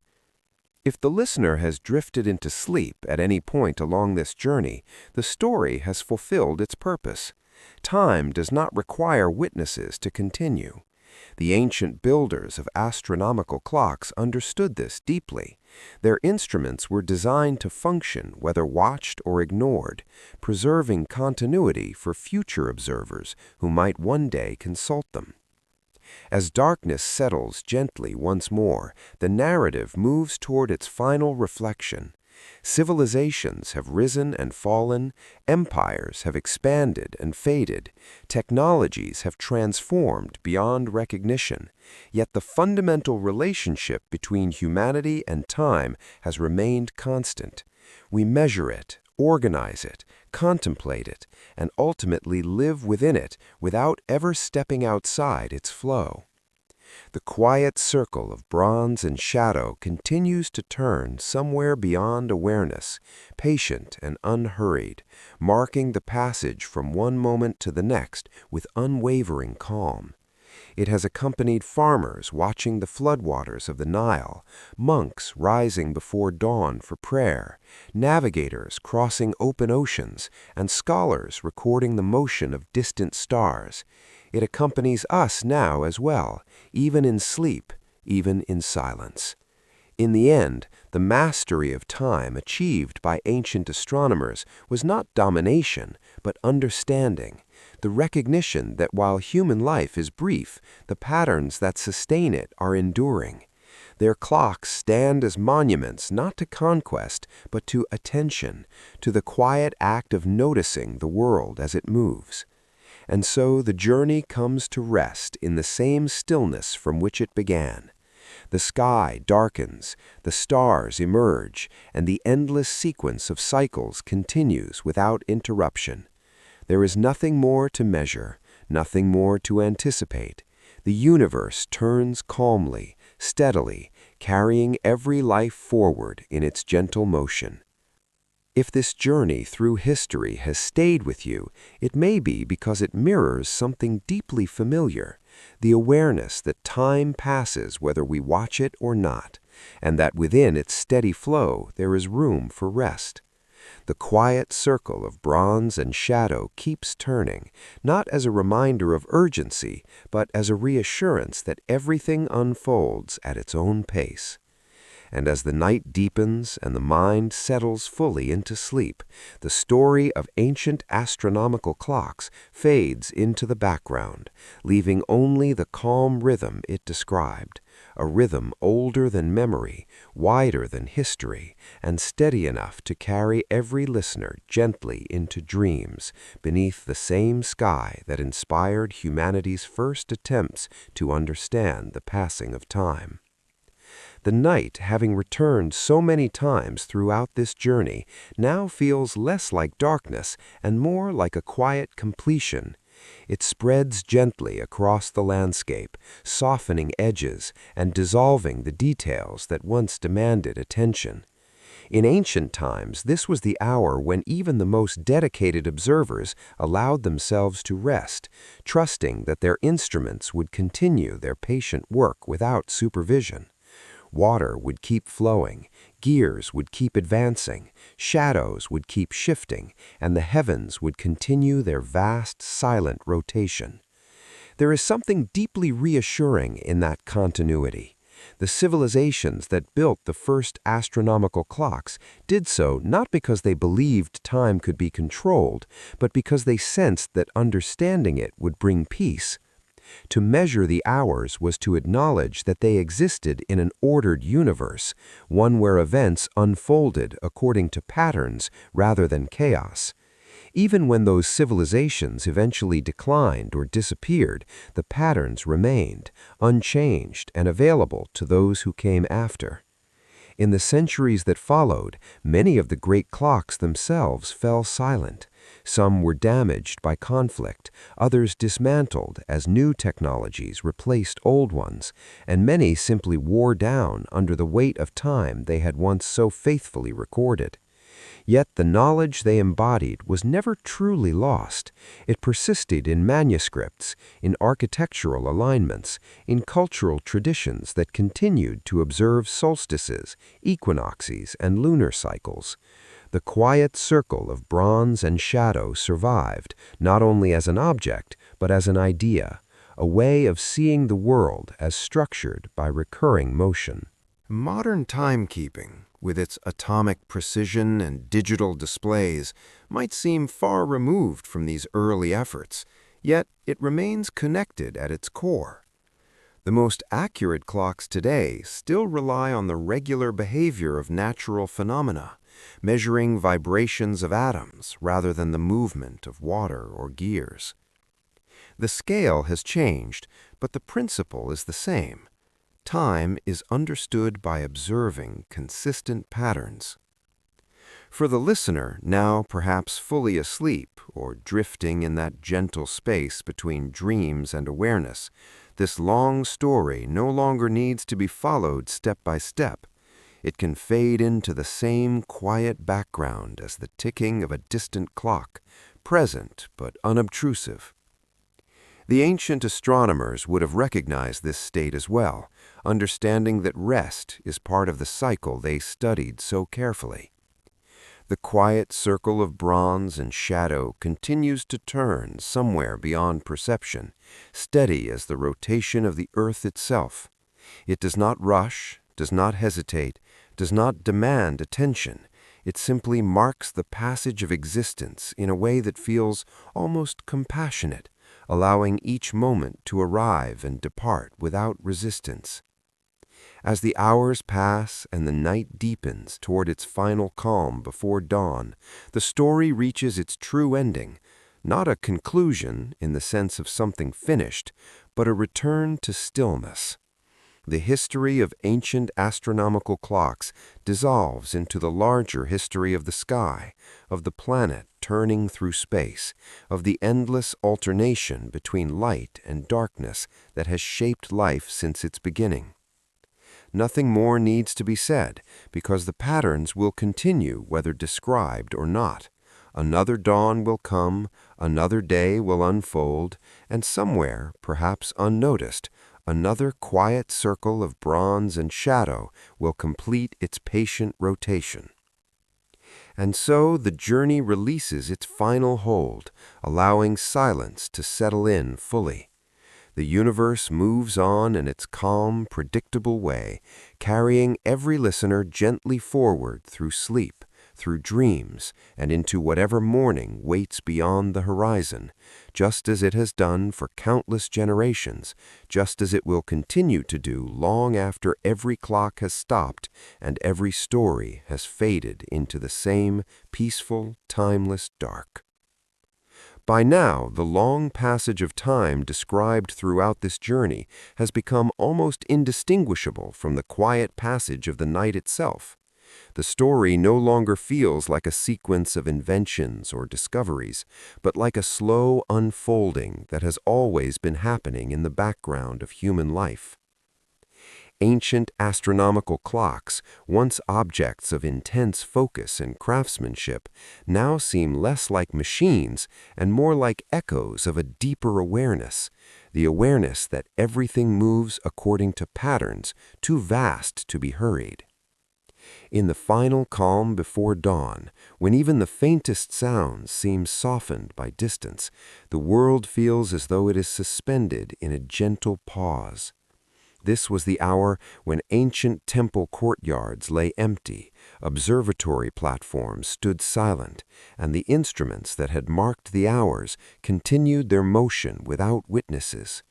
The quiet circle of bronze and shadow turned faithfully in darkness, completing cycles that no one needed to see in order to trust. Over centuries, the people who built and maintained these devices understood something that is easy to forget in more hurried times, that the purpose of measuring time was not to fill every moment with activity, but to allow moments of stillness to exist without uncertainty. When the hours could be trusted, rest became easier. Sleep came without worry that something important might be missed, because the cycle would continue exactly as expected. This understanding extended into the design of many ancient timekeeping systems. Water clocks were constructed to flow smoothly without constant adjustment. Mechanical devices were built to operate through the night, and astronomical observations were recorded so that predictions could be made long in advance. All of this effort created a framework within which human life could unfold calmly, supported by the assurance that the universe remained dependable. As the first faint suggestion of light begins to gather once again along the horizon, the long story moves gently toward its final reflection. The civilizations that created these clocks did not vanish without leaving a trace. Their legacy persists in the structure of modern days, in the calendars that organize years, in the quiet confidence that tomorrow will arrive as reliably as today did. Even the concept of hours and minutes carries echoes of ancient divisions of time, shaped by observation of the sky. By the listener now resting deeply, the transition from night to day may pass unnoticed, just as it did for those who trusted their instruments to maintain continuity while they slept. The quiet circle of bronze and shadow completes another full turning, linking the darkness behind with the light ahead in a seamless flow. In the end, the mastery of time achieved by ancient astronomers was not mastery in the sense of control, but mastery in the sense of understanding. They learned to recognize patterns, to accept limits, and to align human activity with cycles that could not be changed. Their clocks did not command the universe, they listened to it. And so the journey comes to its true closing, returning to the calm from which it began. The sky brightens, the stars fade, and the world prepares quietly for another day that will follow the same steady rhythm as all the days before it. There is no need to hold on to the details of the story, because its meaning remains present in every sunrise and every sunset. Somewhere beyond awareness, beyond memory, the quiet circle of bronze and shadow continues to turn, patient and unwavering, marking the passage of time not as something to measure, but as something to rest within. The ancient observers who first sought to understand the heavens would have recognized this peace, this gentle acceptance of continuity. Nothing more is required now. The story has completed its slow orbit, just as the instruments it described completed theirs night after night, century after century. Time moves forward calmly, carrying every listener with it into sleep, into dreams, and eventually into another morning that will arrive exactly when it should, guided by the same steady universe that inspired humanity's first quiet attempts to understand the motion of the sky. Now, at last, the journey reaches the kind of quiet that feels complete rather than temporary, a stillness that does not anticipate the next transition because it has already accepted that transitions will come on their own. The long story of ancient astronomical clocks, of patient observers and carefully crafted instruments, settles into the same calm continuity that those early timekeepers sought to understand. If one could stand in a high place at this moment, on a temple roof in ancient Babylon, on a stone platform in Egypt, within the courtyard of a Chinese observatory, or beside the towering mechanisms of a medieval European clock, the experience would feel strangely similar, despite the differences of culture and era. The sky above would stretch outward without boundary, the horizon would rest quietly in the distance, and the slow turning of the earth would continue beneath one's feet without sensation. The quiet circle of bronze and shadow, whether present as a physical instrument or not, would exist as an invisible certainty. Civilizations changed, languages evolved, and technologies advanced, yet the essential relationship between humanity and time remained unchanged. People continued to wake, work, rest, and dream within cycles that could be observed but never halted. The instruments built to measure those cycles eventually became artifacts, admired for their craftsmanship or preserved in museums, but the rhythm they represented never ceased. In this way, the true legacy of ancient astronomical clocks is not mechanical, but philosophical. They taught patience, they encouraged attention, they demonstrated that understanding often comes from watching quietly rather than acting quickly. For those who created them, time was not an adversary to defeat, but a companion to follow, a steady guide through the uncertainties of life. As the narrative releases its final threads, there is nothing left to add, because the story has already dissolved into the larger flow it described. The quiet circle of bronze and shadow continues to turn, somewhere beyond sight, not as a reminder of the past, but as a presence that belongs equally to the present moment. It marks no deadline, demands no action, and imposes no urgency. It simply exists, steady and reassuring. If this journey has carried the listener into sleep, then it has mirrored the purpose of the ancient clocks themselves, to provide enough certainty that rest becomes possible. The builders of those instruments understood that peace comes not from controlling time, but from trusting it. Night yields to day, day returns to night, and within that endless exchange there is space for every human experience. And so the story settles into silence completely, leaving only the calm awareness that time continues without effort, without noise, without interruption. The heavens move, the earth turns, and somewhere, whether in metal, water, shadow, or imagination, the quiet circle of bronze and shadow completes another patient revolution. There is no true ending, only continuation, the gentle unfolding of moments into hours, of hours into days, of days into years, carried forward by the same steady universe that inspired the first watchers to lift their eyes to the sky and wonder how something so vast could feel so peaceful. Rest now, because the work of measuring time has already been done. The night will pass, the morning will come, and the rhythm will continue exactly as it always has, holding everything within its calm, unbroken flow. There is, in the very last quiet moments of this long reflection, a sense that the story has moved beyond history, into something closer to stillness itself. The ancient astronomical clocks, the observatories, the patient watchers of the sky, all of them now feel like distant echoes, softened by the passage of centuries. What remains is not the machinery, not the calculations, not even the names of those who built them, but the calm understanding they were seeking. Time, as they discovered, is not loud. It does not announce its arrival or its departure.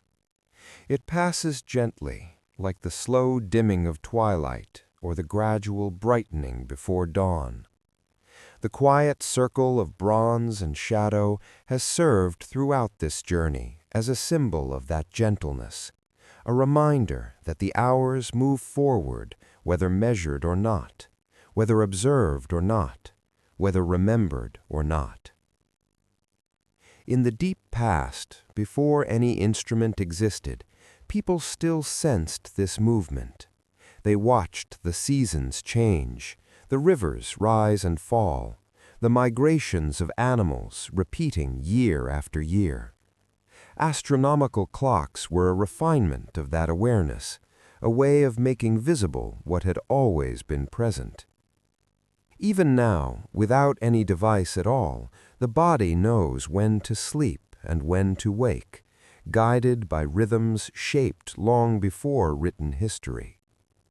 If one could listen closely in this final stillness, it might feel as though the world itself is breathing slowly, day expanding into night, night dissolving into day, each cycle following the last without strain. The ancient timekeepers did not create this rhythm, they learned to recognize it. Their greatest achievement was not invention, but attention.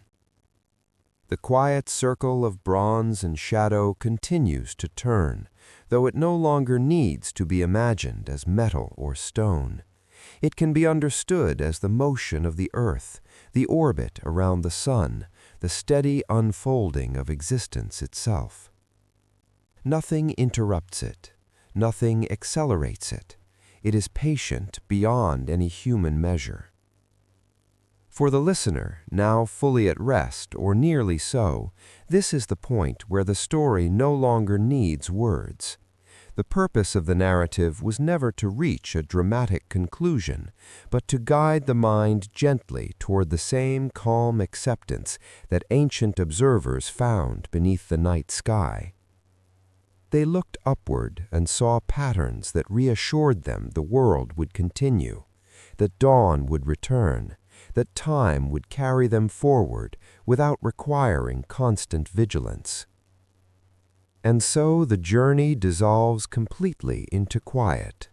The past settles into memory, the future waits without urgency, and the present moment expands just enough to hold everything comfortably.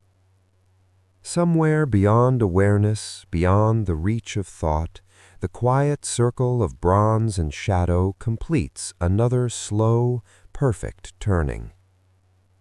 Nothing more needs to be followed, nothing more needs to be said. Time continues, calm and unbroken, guiding every living thing gently onward, through sleep, through dreams, through waking and back again, just as it has since the first night fell over the first watchers who lifted their eyes to the sky and listened to the silent motion of the universe above them.